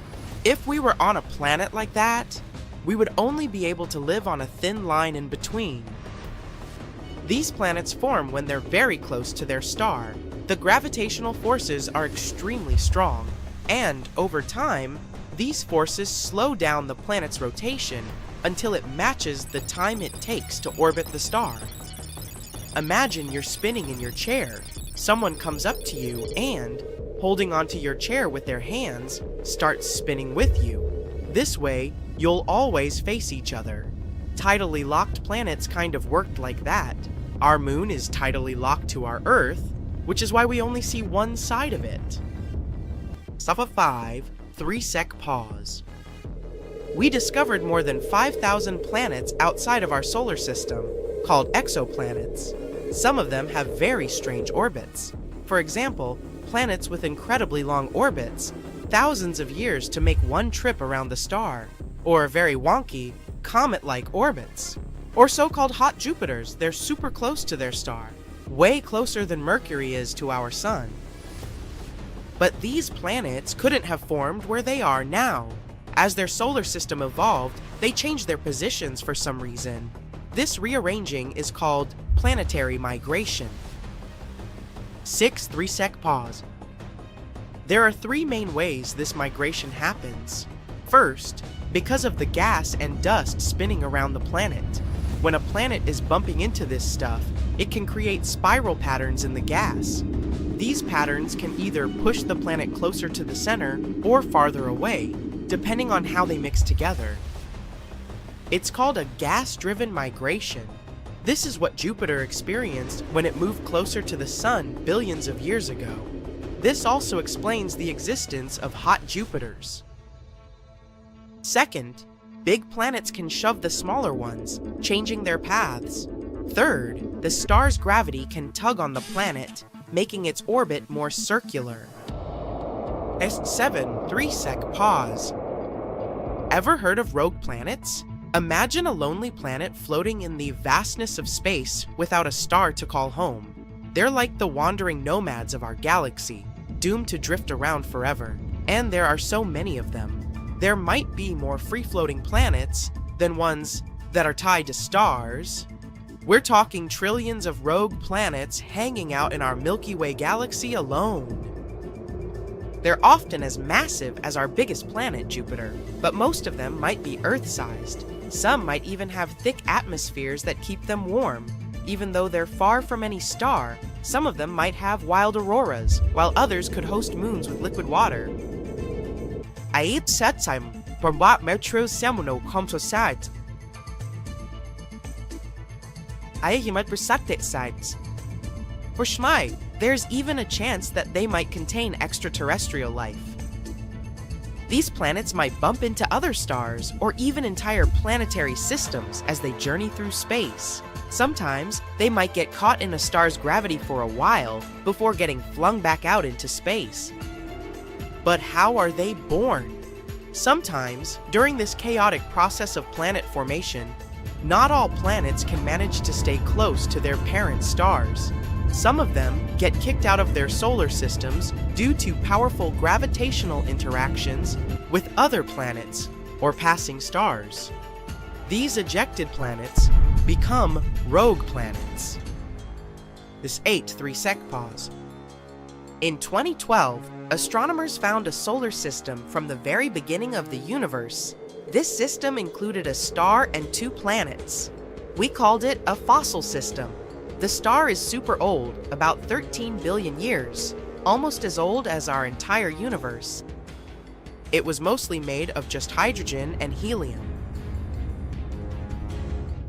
The moon is rusting, and chances are it's happening because of Earth. You'd say that since they're more than 370,000 kilometers apart, 384,400 kilometers, they can hardly directly influence each other in such a way, but they do actually have a special connection. The moon affects our home planet as well, and you can see it while observing ocean tides. As Earth rotates, the moon's gravitational force pulls the water on the nearest side of Earth. It creates a bulge. At the same time, another bulge forms on the opposite side because our planet rotates, and it causes a centrifugal force. And then, the planet continues to rotate underneath these bulges, which is why we have 2 low and 2 high tides every day. Plus, the moon wobbles every now and then, every 18.6 years, tilts more or less, and causes changes in ocean tides. 1-3 sekpause, and in return, Earth's atmosphere is making our satellite rusty. Rust is that reddish substance you see on old gates or nails. Oh, and you know Vermilion Cliffs and the Grand Canyon. They also have that specific red color thanks to rusty iron in the rocks. It forms when iron reacts with oxygen and water. Rust is common even on Mars. The planet's trademark color comes from the rust that's been there for a very long time. That's how the red planet got its nickname in the first place. Normally, you wouldn't say the moon is a place that would rust that easily, since it's dry and doesn't really have an atmosphere. But a spacecraft, JPL Moon Mineralogy Mapper, studied the moon back in 2008 and detected spectra, wavelengths of light, that were reflecting off different surfaces of the moon. That's why it could analyze the lunar surface better. The data it brought showed that the lunar poles had different compositions than the rest of the moon. They had rocks that contained a lot of hematite. That's a specific type of iron oxide, or simply rust. Oh, 2-3 sekpause. No one expected that because there shouldn't be so much rust on the moon, considering the conditions there. But we know that there's some water up there on the surface of our satellite. That's why a few new theories popped out about different minerals the moon could be hiding. It's possible that they formed because water had reacted with the rocks.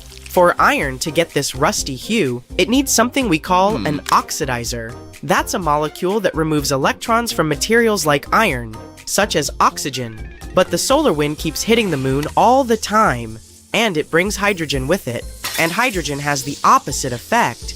It gives electrons to other molecules. Earth has its shield from the solar wind. It's our magnetic field. But the moon doesn't have such protection, and because of that, rust shouldn't be able to form on its surface. But this process still happens, and it could be Earth's fault. Start 3 sekpause. The moon itself doesn't have an atmosphere that could provide enough oxygen for iron to rust, but apparently, our planet is generous enough to donate some of its own atmosphere. The oxygen from our atmosphere travels all the way to the moon, following something called magnetotail.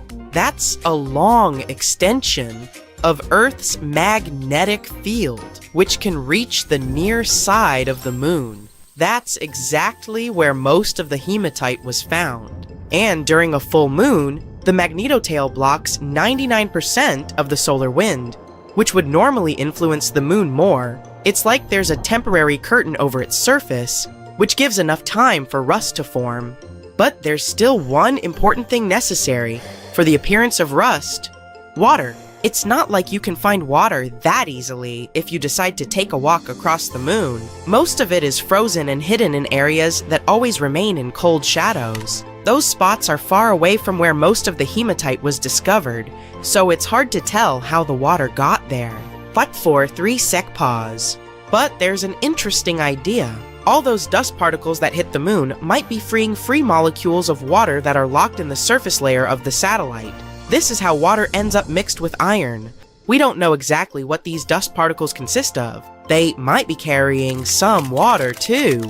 As they hit the lunar surface, this might create heat, which boosts the oxidation process, and more rust forms. So, our planet does certain things that change the moon, but humans do the same. A probe that landed on the lunar surface back in 1959 was the first human-made object that touched the moon. That's also when we started altering the moon in unpredictable ways. Scientists call this the lunar Anthropocene. I have a 3 sekpause. It's like an analogy with Earth's Anthropocene. a period when human activity made a big impact on the planet. It's not like we can choose a certain starting point when such an activity began, but we now know that things we have done over the history of our existence have really changed the environment of our home planet. We don't have any people living on the moon yet, but we've already left some traces there. After humans first came to the moon, we've had many missions there. We left some landers and flags, moved lunar soil, brought golf balls, scientific equipment, and even some human waste. Plans for the future, send more missions up there, and even potentially create an infrastructure where some of us could live, study the moon's resources, and send them back to Earth. That's why it's important to talk about the lunar Anthropocene, to remind ourselves we have to be responsible and take care of our heritage. M6 3-sec pause. Many people are confused about why we sometimes see the moon during the day. Some even believe it's something new that didn't happen before, especially after they started sharing a low-res picture of what looks like a full moon in the middle of the day. Some have pretty unusual ideas that the sun isn't the same color as it was before, either. Allegedly, it used to be more yellow. The sun hasn't changed its color, it's still blue-green, but it's possible that we saw it as more yellow when we were younger, because before, pollution wasn't as bad. And when it comes to the moon, we can see it both at night and during the day. It's brighter at night because there's no light coming from the sun. But it's not like it goes anywhere during the day. It's still there, but we just don't see it during the new moon phase. That lasts a couple of days, and during that period, the moon comes pretty close to the sun. The scattered light coming from the sun makes our satellite less visible to us. Pause. Speaking of the moon phases, they're easy to recognize when you know what to pay attention to. First, there's the black moon, which can mean a couple of things. One definition says that it occurs when we have 2 new moons in a month. Another one claims that the black moon happens when there's no new moon in a month, and that only happens in February. A blue moon is not called that because of the color. It's the 3rd full moon in a season that has 4 full moons. And a supermoon occurs when a full moon coincides with the moon's closest approach to Earth in its elliptical orbit. That's why it looks bigger than usual. 8-3-sec pause. Sometimes you can look up to the night sky and see an eerily red sphere up there. It's not about signs that tell us that the end of the world is coming or that werewolves are roaming around. But yup, blood moon is a good inspiration for stories like that. In reality, it's just an astronomical event when our planet casts a reddish shadow on the moon, and that happens when Earth comes between the moon and the sun, which is called a total lunar eclipse. Earth's little companion catches some red light coming from our atmosphere. That is why you see that specific color. There's a chance that our entire Milky Way galaxy is located in the so-called space void. It's a region where there's relatively little matter as compared to other corners of the known universe, and it's much less dense than it is elsewhere in the universe. In other words, we might exist in an air bubble in a cake. If that's true, it would mean that we're even lonelier than we thought.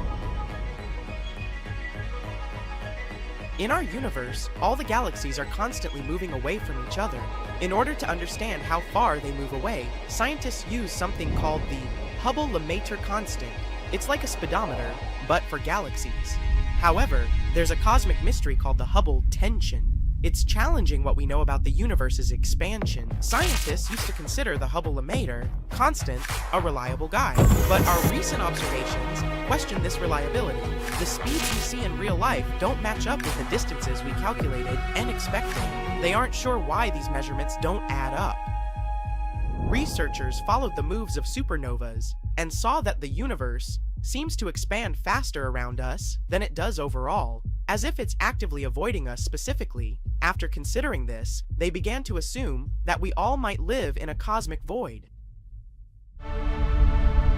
Cosmic voids are vast, empty spaces between galaxies. They make our entire world look like a big sponge. Let's go back to the beginning, just a fraction of a second after the Big Bang. Right after the beginning of everything, the universe was a hot, compressed plasma.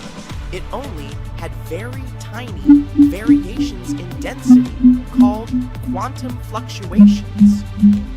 After the Big Bang, the universe began to expand. Those quantum fluctuations grew together with it, creating regions of varying matter density. Because of that, the universe didn't expand everywhere uniformly. Instead, little claps of matter began to gather together over a long time, creating massive structures, galaxies.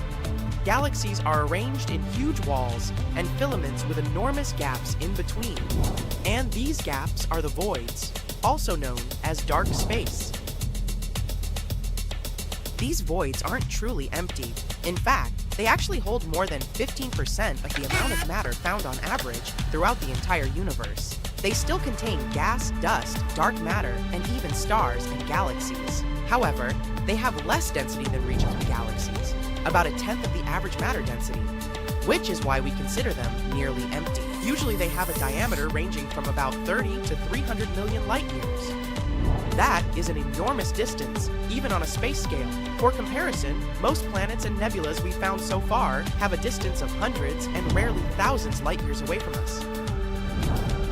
In the case of voids, if you were in the middle of one, it would just look like seemingly eternal darkness. The closest stars would be so far away that they would be almost invisible to you. Some of them are especially large. They're known as supervoids. The largest known one was creatively named Giant Void. It's so big, it's impossible for us to even imagine. 1.5 billion light years away, with a diameter of 1 to 1.3 billion light years. Yes, it's basically a giant dark vacuum, but even this giant vacuum isn't entirely empty. The giant void houses 17 separate galaxy clusters within its expanse. However, it might not be the biggest emptiness in our world. There's this thing called the CMB cold spot. It's this unusually large and chilly area of our universe that we saw through the microwaves. It really stood out on the map of our universe with its unexpectedly low temperatures, and scientists have spent many years trying to figure out what this thing is. In 2015, scientists proposed that this place might be a supervoid, and probably the largest one ever. Being even more original with this one, they called it the Great Void. If it's true, this place would be an emptiness about 1.8 billion light years in diameter, about 1,000 times larger than typical voids. Not everyone thinks that it's possible, so scientists keep arguing over this one for a while. There's another interesting theory going about this place. One researcher suggested that this place might have been a trace from our collision with a parallel world. It's a pretty bold hypothesis, but unfortunately, there's no way for us to confirm or deny it with our current technologies. In any case, as the universe expands, these voids will grow, and the walls connecting galaxy clusters will stretch and break. Eventually, the voids will merge, leaving gravitationally bound galaxy clusters as islands in the expanding emptiness. In other words, sooner or later, the great emptiness will consume everything in our world. So, it turns out, we might be a rare occasion in a supervoid, one of the 15% of matter. This would explain why we're surrounded by relatively few galaxies. This discovery, if true, challenges the standard model of cosmology which we created with Albert Einstein's help. It would mean that gravity in general behaves differently than what we expected. According to the standard model, such a significant underdensity shouldn't exist. Because of that, scientists will have to explore and consider this idea thoroughly. It might just challenge our very basic understanding of physics. The scientists called this the local hole. The discovery of the local hole may hold clues to explaining the Fermi paradox. Maybe in this specific part of the universe where we hang out, the chance of intelligent life developing anywhere nearby is very low. Perhaps all the sentient beings hang out somewhere beyond our supervoid. But that doesn't mean that we should lose hope, or that life anywhere nearby is impossible. In fact, life in the universe might be much more common than we previously thought. We know that the inner planets, like Mercury and Venus, are inhospitable due to extreme conditions. However, Venus looks interesting because, even though it's a crazy toxic planet, scientists believe that it was very Earth-like in the past. It could have even hosted life. Unfortunately, it was too close to the sun, and all the nice conditions evaporated over time. But there's a possibility of microbial life surviving in its high-altitude clouds. Mars, a cold desert, also might have been a friendlier place in the past with rivers and lakes. Though now it lacks a protective atmosphere, ancient life might have existed there. In that case, it would leave potential fossils, and underground microbes could still survive. We've discovered some signs of them, but are still debating whether this stuff was truly organic or not. The gas giants, like Jupiter and Saturn, and ice giants are not ideal for life, but their moons offer hope. Europa has an ocean beneath its icy surface, making it a potential hotspot. Enceladus releases water into space, carrying complex molecules that hint at interesting possibilities. And Titan is especially unique. It has liquid bodies on its surface, rivers and lakes of hydrocarbons. While its frigid temperatures aren't great for life, scientists ponder if it might host life with a different kind of chemistry. However, it will take us decades to check all these celestial bodies and study them properly. We haven't sent anything so far since the times of Voyager 2, but if we're lucky, we might explore our solar system during the 21st century.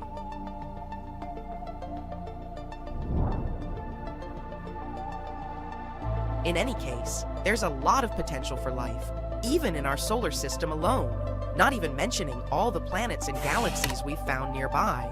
Our estimates suggest that the observable universe, the one we can see, might host around 5.3 trillion habitable worlds. One of the most likely candidates so far is Kepler 186f. It's a potential Earth-like planet, just 10% larger than Earth. This planet orbits a red dwarf star, which is a star a bit dimmer, colder, but more long-living than our Sun. And it's only about 490 light-years away, which may sound like a lot, but remember what distances we've discussed with supervoids. So, even if we really are in a supervoid, we're still lucky to have many galaxies and planets around. And if one day we'll find a way to travel through the universe, leaving the local hole probably wouldn't be a problem.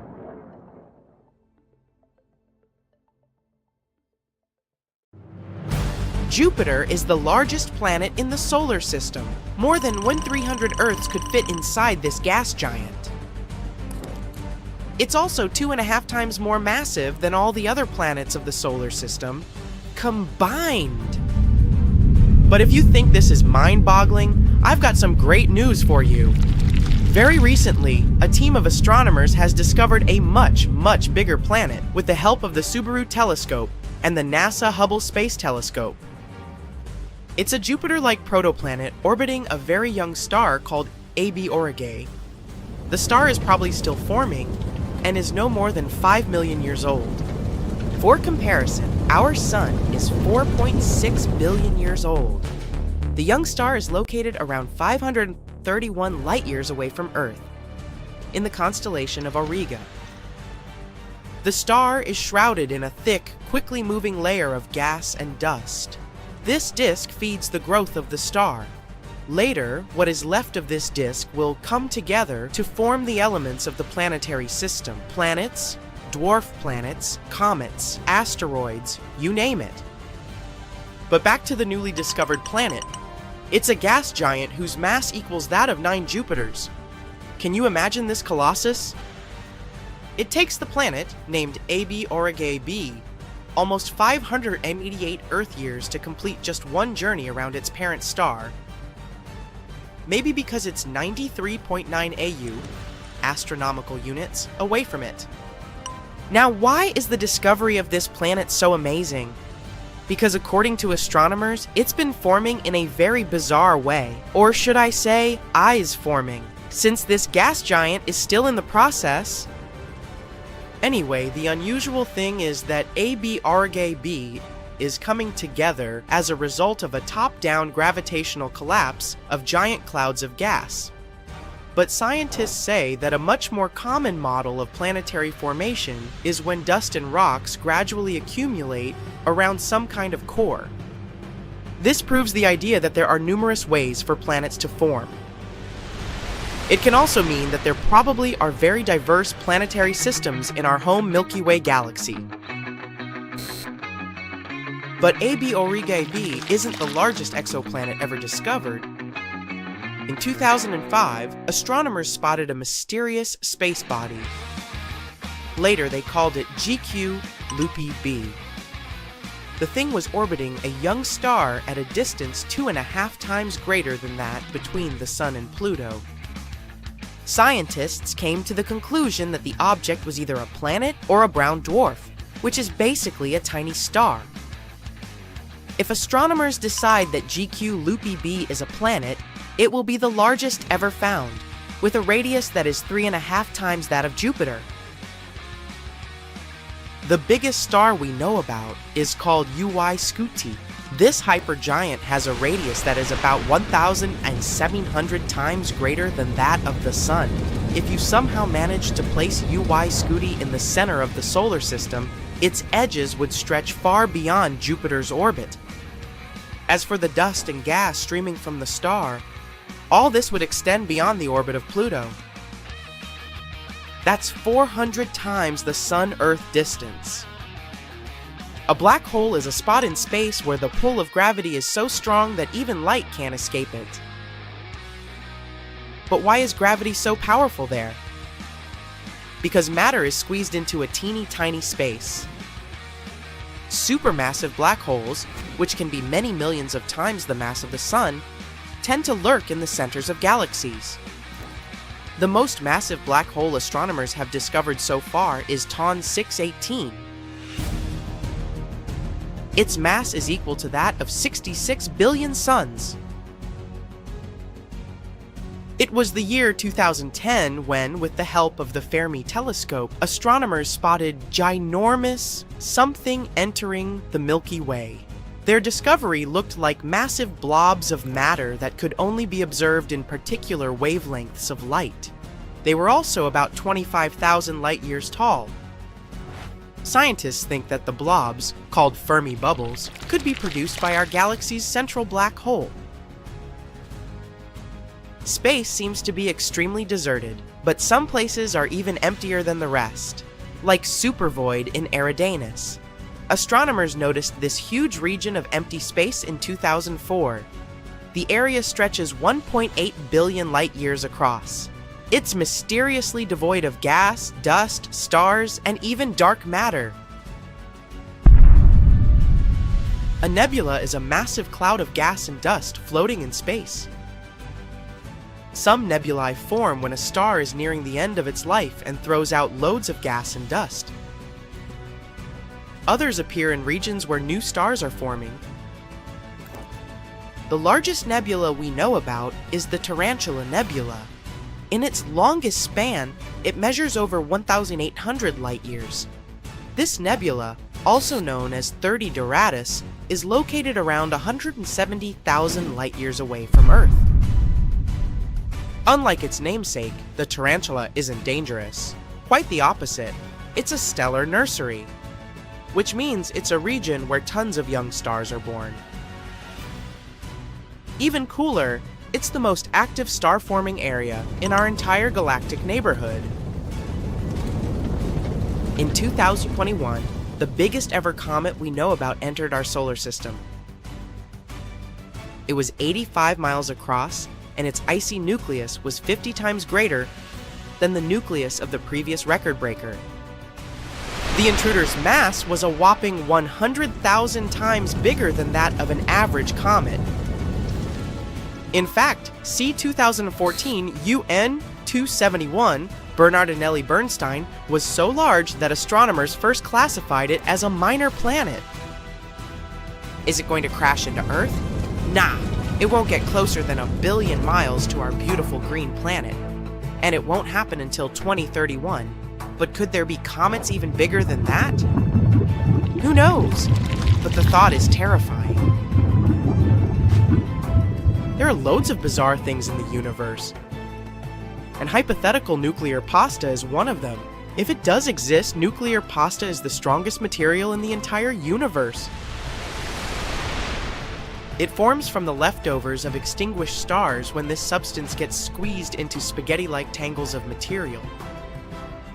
It can theoretically break, but only if you apply 10 billion times the pressure needed to shatter steel.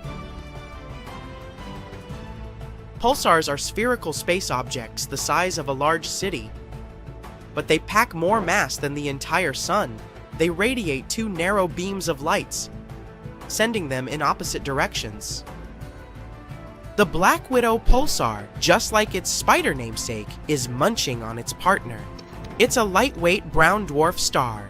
The more material the pulsar consumes, the more slowly it spins. The energy the neutron star is losing in the process causes its companion star to dwindle. Haumea is a dwarf planet orbiting in the Kuiper Belt, a donut-shaped ring of objects around the Sun that extends just beyond the orbit of Neptune. The mini-planet has a bizarre elongated shape and 2 moons. The day on this planet lasts just 4 hours, which makes it the fastest spinning large object in the solar system. But the most mysterious thing about Haumea is that the planet has a thin 40-mile wide ring circling it. What is it? Where did it come from? No one knows.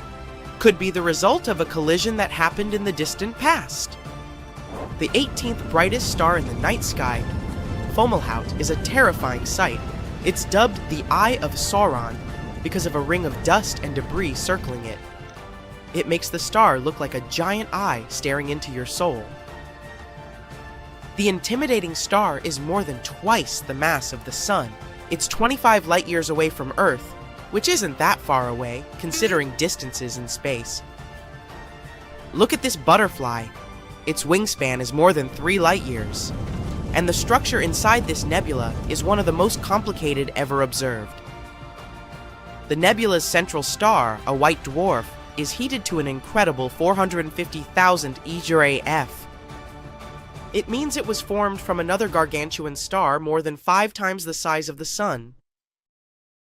The white dwarf is surrounded by a thick disk of dust and gas at the equator. That's what probably makes the whole structure look like an hourglass, or a butterfly. Imagine a black hole, a terrifyingly dense space object, pulling inside everything that comes too close. Nothing can escape its clutches, even a beam of light. And now, imagine 2 of these space monsters colliding. Scary? You bet! Astronomers have spotted 2 supermassive black holes feasting on the cosmic material of 2 merging galaxies in distant space. This phenomenon is the closest to colliding black holes we have ever seen. Supermassive black holes are the largest among all black holes out there. Their mass can be hundreds of thousands or even millions to billions of times larger than of our suns. And 2 such giants have been recently spotted with the help of an array of telescopes in northern Chile's Atacama Desert. Astronomers originally used these telescopes to watch 2 merging galaxies located approximately 500 million light-years away from Earth.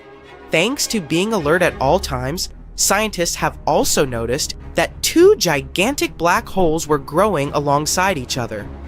Apparently, these black holes came across each other when their host galaxies collided. One of the black holes is around 200 million times the mass of our Sun, and the other is a bit smaller, only 125 million times larger. We can't see black holes directly. If you were to travel to a black hole, you wouldn't notice it until it was too late. The only detail that would give away the approaching black hole would be a slight blurring of distant stars due to the hole's gravitational lensing effect. The 2 black holes we are talking about are no different. They aren't visible directly, but are surrounded by bright clusters of warm, glowing gas and stars. All of this has been tugged close by the black hole's gravitational pull.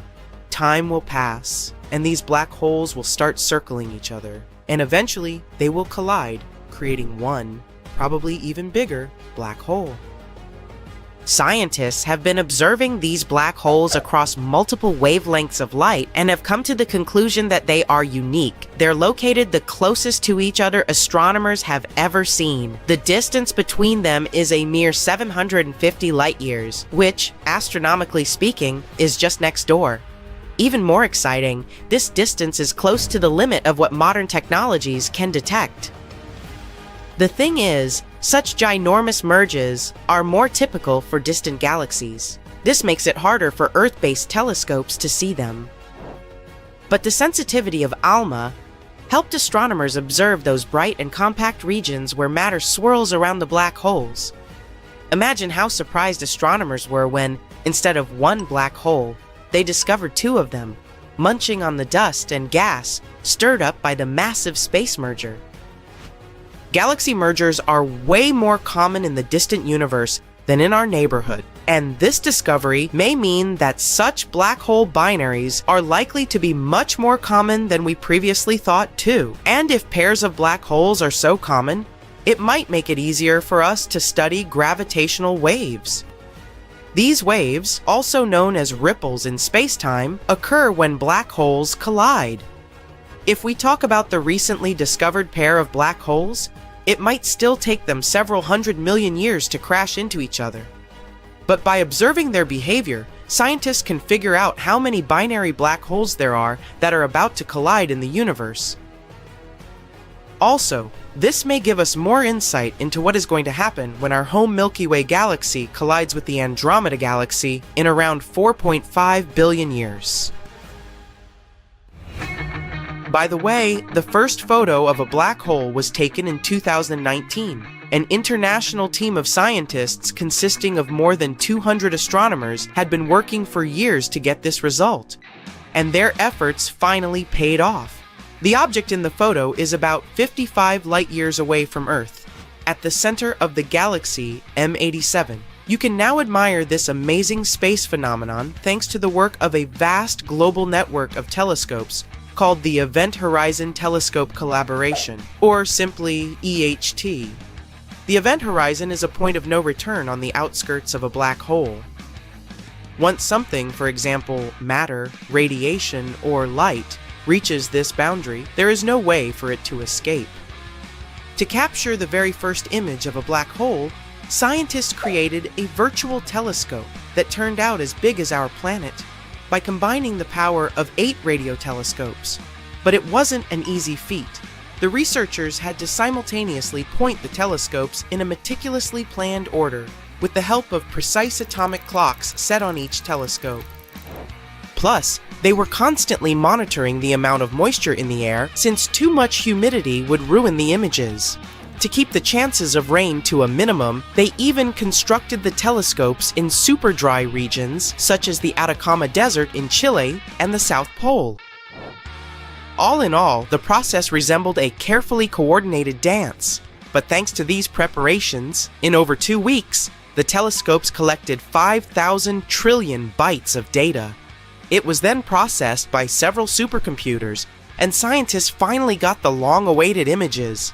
And what they observed was a monster of a black hole measuring about 25 billion miles across. Now how about we talk about the coolest black hole facts? There are baby black holes called Primordial, and they are really tiny. They vary from the size of an atom to that of a mountain. There is a theory that galaxies get formed around black holes.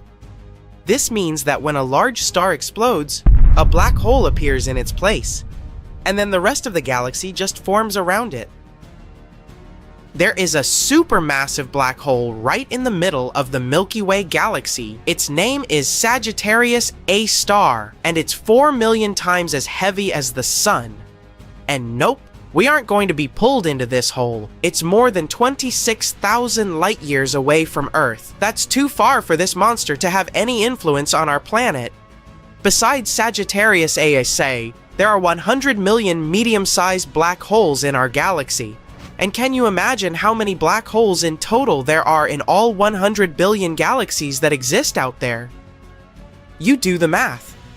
If you ever find yourself near a black hole, be ready that time will slow down significantly. It may work for you if you aren't so eager to grow older. Just don't let yourself be tugged into the event horizon. Whoops! Bye-bye! Black holes aren't some hungry predators that roam the universe preying on poor, unsuspecting planets. They just gulp down the stuff that ends up too close to them. On top of that, they sometimes fling out spitballs the size of a planet. How does this matter escape the pull of black holes? Typically, it manages to slip away before going past the point of no return. In fact, with Sagittarius A, we should be worried not about its gravitational pull, but about the very spitballs. After all, the monster black hole hurls them in the direction of Earth at a speed of 20 million miles per hour. What if one day one of them reaches our planet? If you manage to squeeze Earth to the size of a cherry tomato, it would turn into a black hole. In fact, you could also become one if you agreed to be scaled down to an atom. South African astronomers have recently come across another head-scratching black hole mystery. In a region of distant space, they noticed that several black holes located in different galaxies aligned in the same direction. It looks as if their gas emissions have been synchronized by design. Nowadays, scientists can't explain why and how black holes, which are about 300 million light-years away from one another, can be acting in unison. It's a puzzlement. When you explode planets, things get red hot. Atmospheres are stripped away. Stuff is flying apart. Everything collapses. The world becomes brighter than a dozen suns. You squeeze your eyes shut and cover your ears. Your hair stands on end. The sheer power of a cosmic blast is terrifying. Sometime before the explosion, you're hovering in almost complete darkness. Below, you see the moon, or what you think looks like the moon. The surface of this light-colored sphere is pockmarked with craters left by meteorites. You see huge, steep hills stretching for miles. It's Mercury, and right now, you're going to explode it.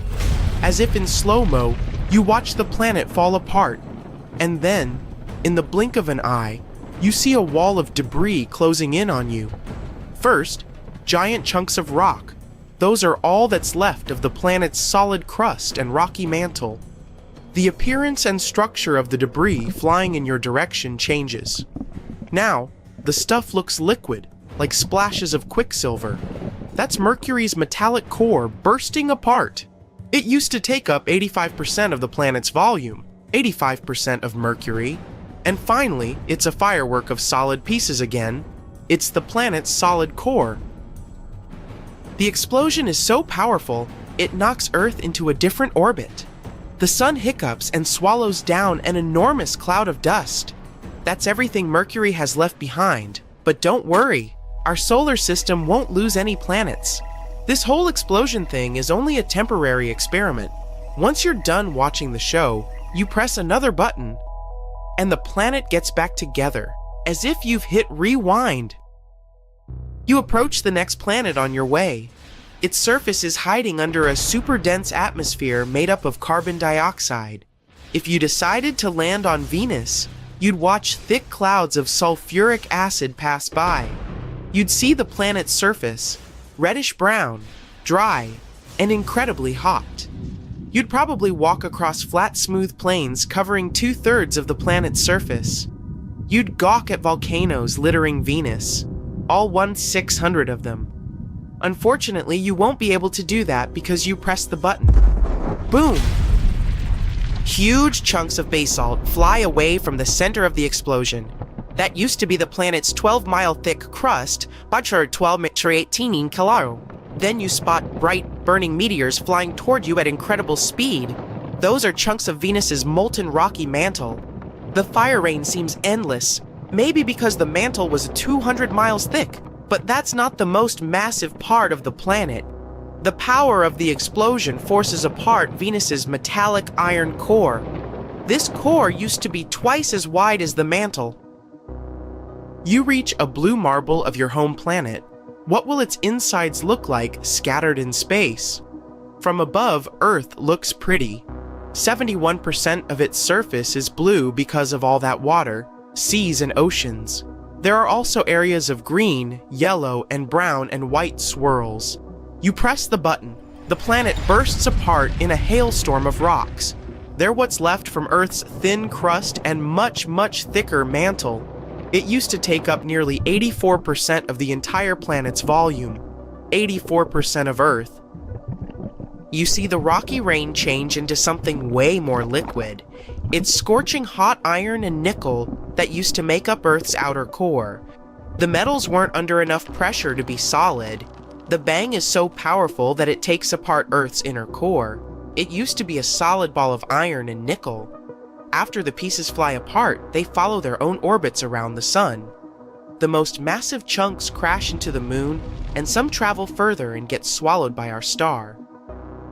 You can't linger. The red planet is waiting for you. The surface of Mars is covered with rusty-colored dust. The thickness of the dust layer varies from area to area, but in most places, it's 7 ft thick. The ground is colored gold, brown, tan, and even greenish. The hue depends on the minerals that make up the soil. The planet's surface is rocky. It's covered with dry lake beds, craters, volcanoes, and canyons. Bang! Mars is a rocky planet. You have to dodge mountain-sized chunks of crust made up of volcanic basalt rock.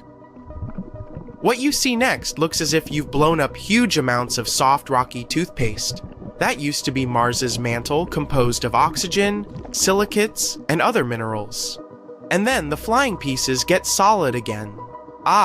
It's the planet's core's turn. It was solid, made mostly of iron, nickel, and sulfur.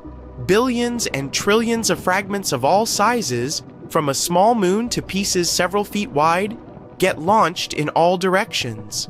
But only very few parts have enough momentum to leave the solar system. The whole event slightly changes Earth's orbit, and the temperature on our planet goes up by 18 IF. You leave rocky planets behind and close in on the first gas giant on your way. It's Jupiter.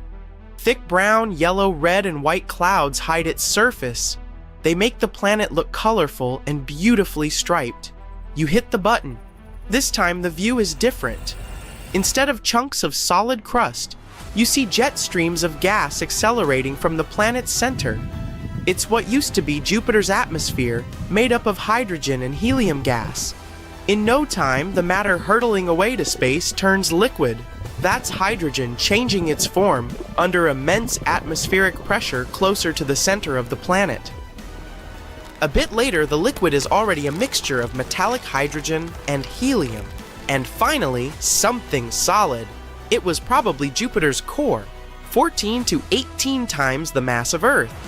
The gas giant's diameter was about 90,000 miles, but the blast lasts no more than half a second. The explosion of Jupiter is so strong it evaporates smaller planets like Mars and Earth. The sun remains pretty much untouched.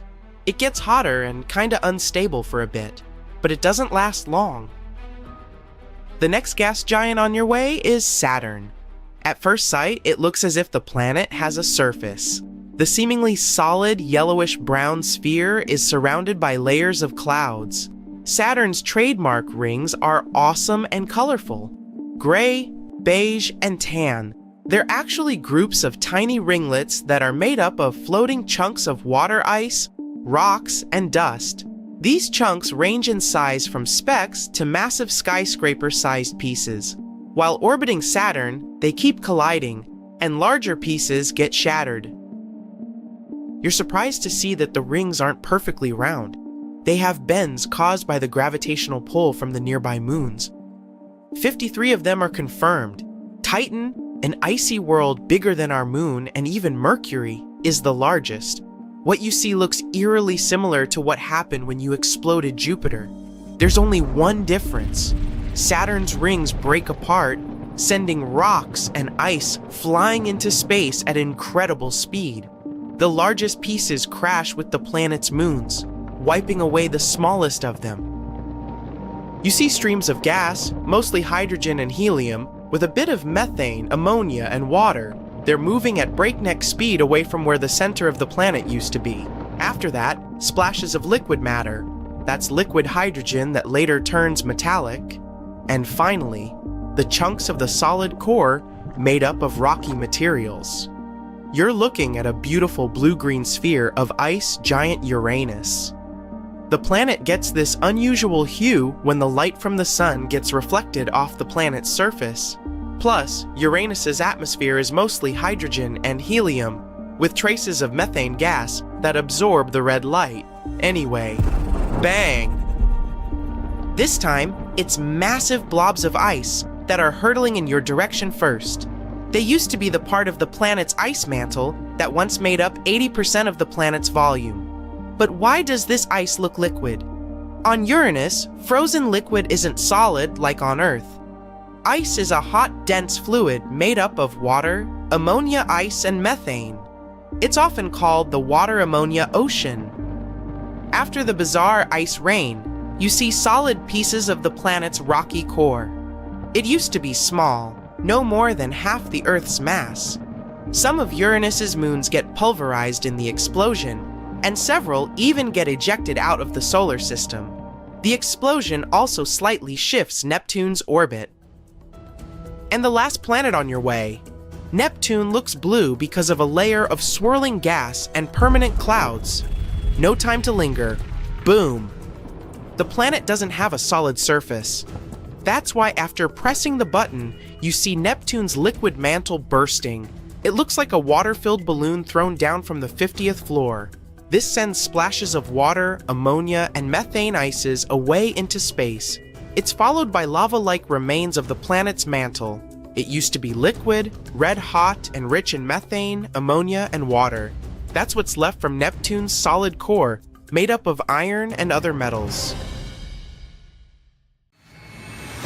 Imagine an asteroid so full of valuable metals that it could make every person on Earth a billionaire. Well, that's not science fiction, it's 16 Psyche, a massive metallic space rock orbiting the Sun between Mars and Jupiter. It isn't just extraordinary because of its value, estimated at $10 quintillion. That's a figure that dwarfs the global economy many times over. It also has clues about the formation of planets, especially the rocky worlds like Earth.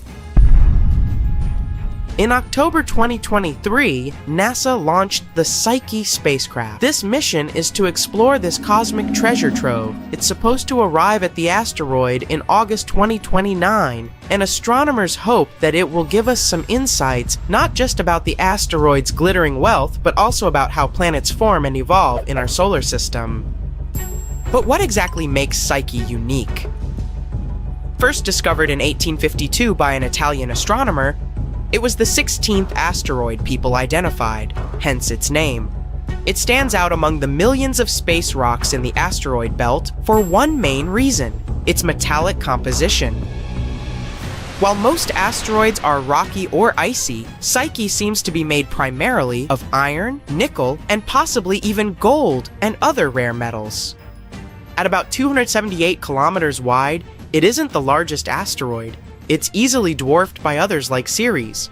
But its size is still impressive. After all, its surface area is 165,000 square kilometers, like that of the state of Florida. Astronomers think that between 30% and 60% of the asteroid's surface might consist of precious metals. They also think that this space rock might be the exposed core of a planetesimal.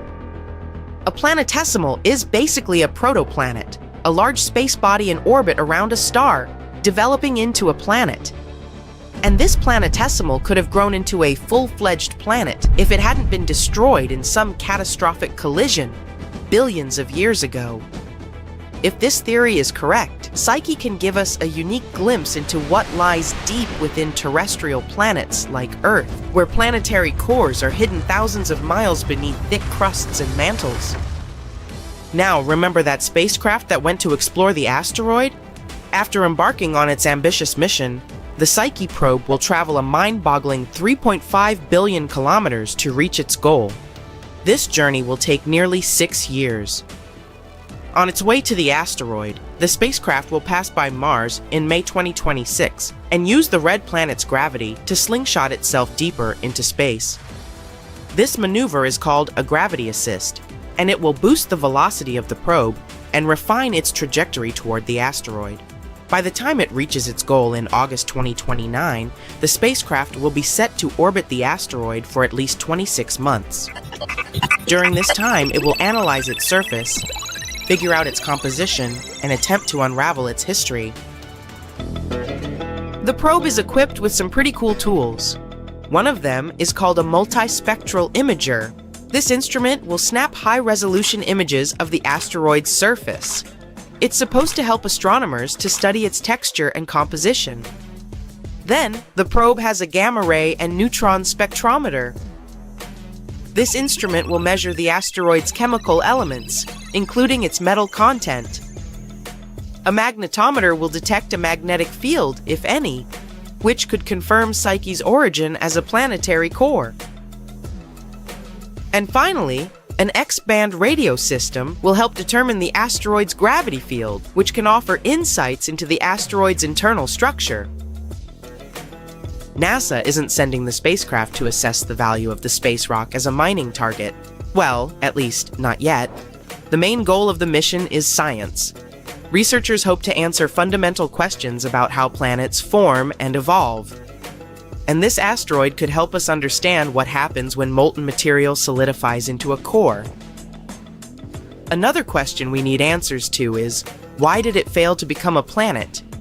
And understanding the history of the asteroid might shed light on why some celestial bodies grow into planets while others don't. While NASA's mission is purely exploratory, it has also sparked interest from the point of view of asteroid mining. With its estimated worth of $10 quintillion, Psyche could theoretically supply enough raw materials to revolutionize industries on Earth. Mining it is likely to be decades away, if it ever happens altogether, but the idea still sounds amazing. At the same time, if the asteroid's metals were somehow brought to Earth, their abundance could cause the value of precious metals like gold to plummet, and it would wreak havoc on global markets. Speaking of valuable resources, let's find out how Earth got its own gold, platinum, and other rare metals. These elements, aka highly siderophile elements, have a cosmic origin story, and it's every bit as dramatic as Psyche's. These precious metals were born in violent cosmic events billions of years ago. Many appeared in colonovae, explosive collisions between neutron stars. These metals were then scattered across space and eventually became part of the gas and dust cloud that formed our solar system. When Earth formed, those metals sank toward its iron-rich core, but not all of them ended up deep inside the planet. Destructive collisions with rogue protoplanets like the Mars-sized Theia, which most likely helped to form the Moon, trapped some elements in Earth's mantle. Recent computer models have explained how this happened. After each major collision, Earth's surface temporarily became a magma ocean, a molten layer of rock.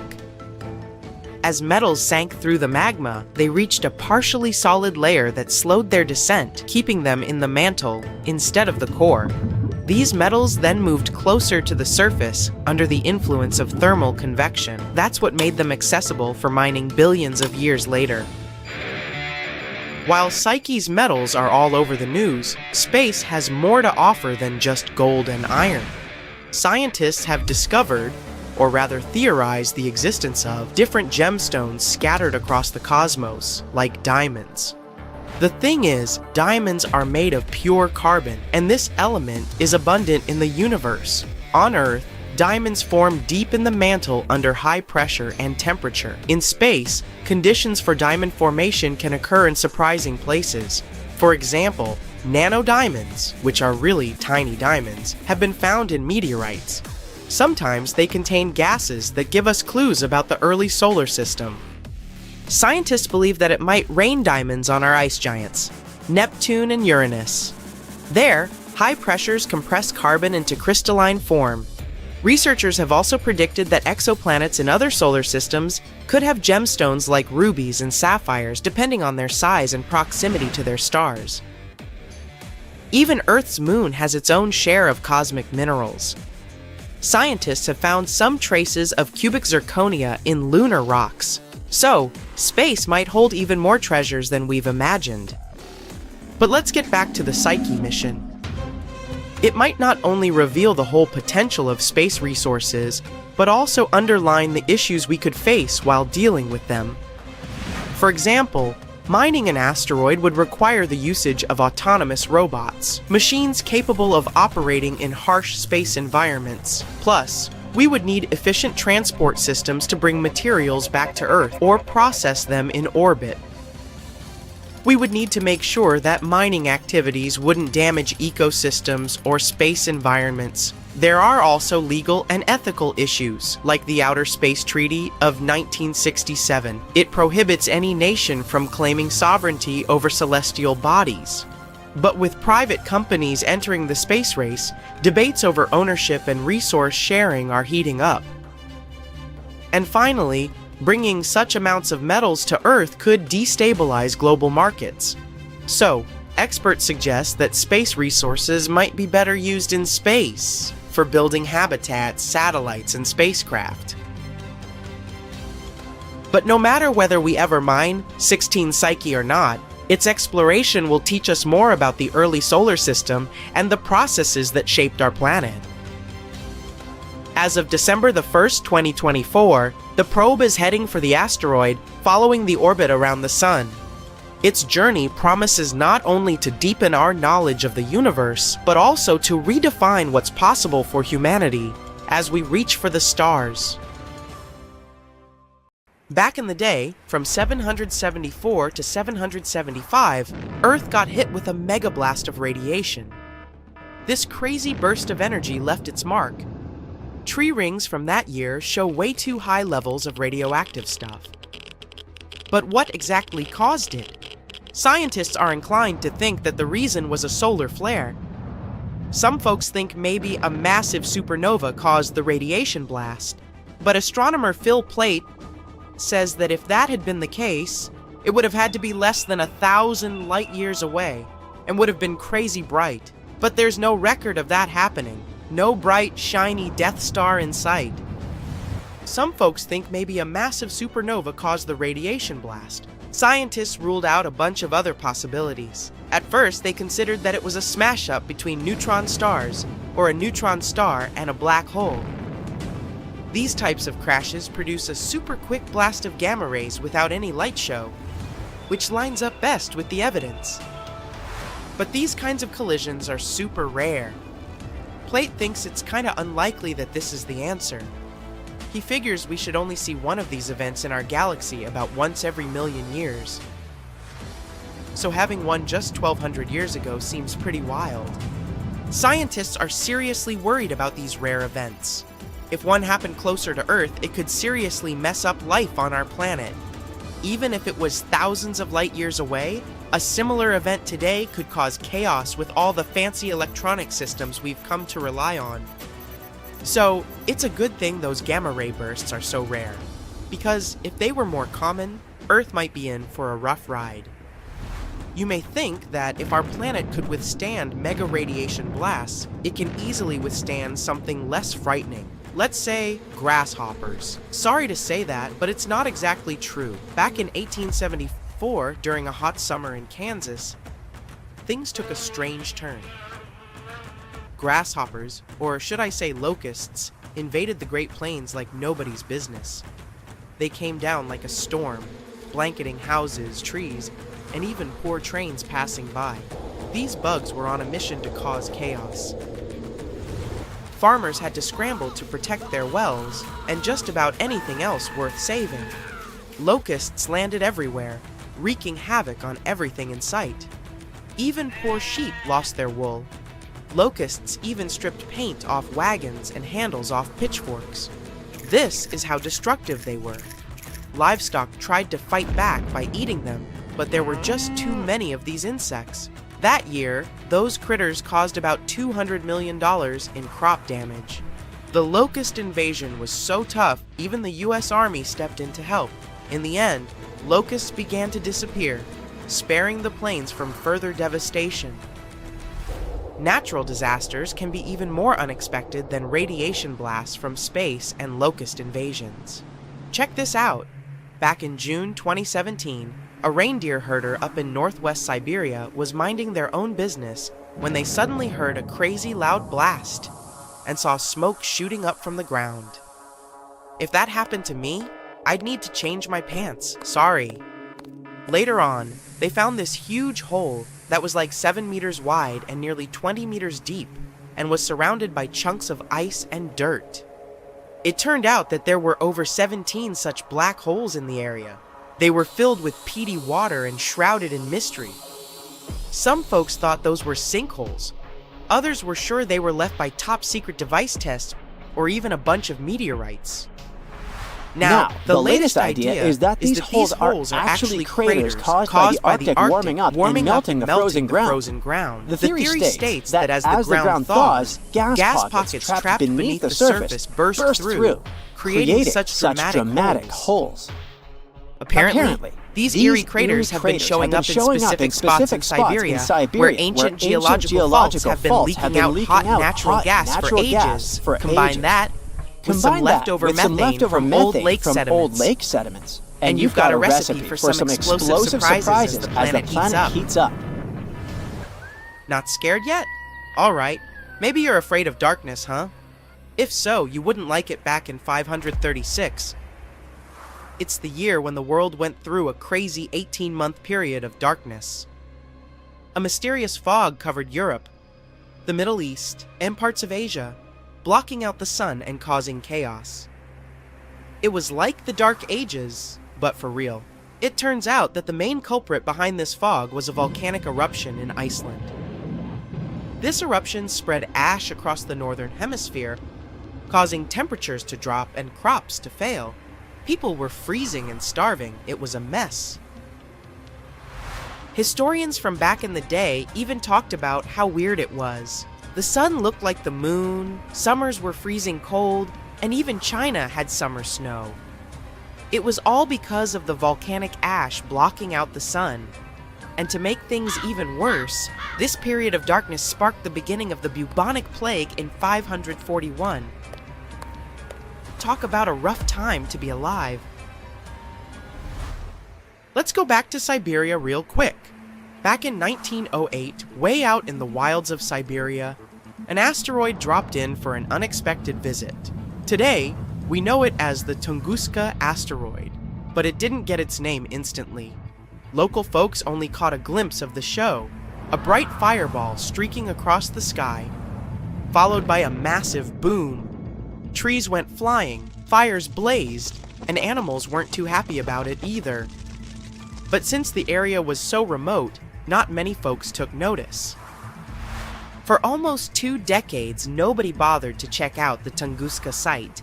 People had too much on their plates back then. But then, scientists finally made it out there and found evidence of the asteroid's shenanigans. Later in expeditions, they found some spacey microparticles. Fast forward to now, and NASA has a whole planetary defense thing going on. They even sent a mission to test out asteroid deflecting tech, because who knows when the next cosmic rock will come knocking on our door, right? In the middle of the 19th century, there was one more epic solar storm called the Carrington event. It may not sound like a big deal to you, but it had pretty tough consequences. The next day after the storm, Earth was hit with this insane geomagnetic storm that threw telegraphs off the rails and brought auroras to the tropics. And it's the place where they normally never show up. Turns out, all this space weather madness started with weird stuff happening on the sun's surface, like sunspots. From these spots, solar flares and other crazy electromagnetic stuff can pop out and mess with our technology.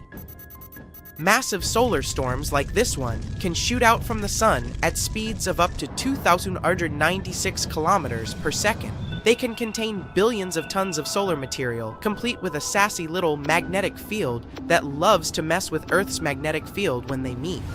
Now listen closely. We're getting close to the next solar maximum in 2025, so it's a good time to check out the history of the worst solar storms like the Carrington event. And take notice. Imagine if a similar storm hit today, an internet apocalypse, anyone? Businesses would be sent offline, and we'd be facing some serious damages. Luckily, these mega solar storms don't happen very often. But hey, Space weather is tricky to predict.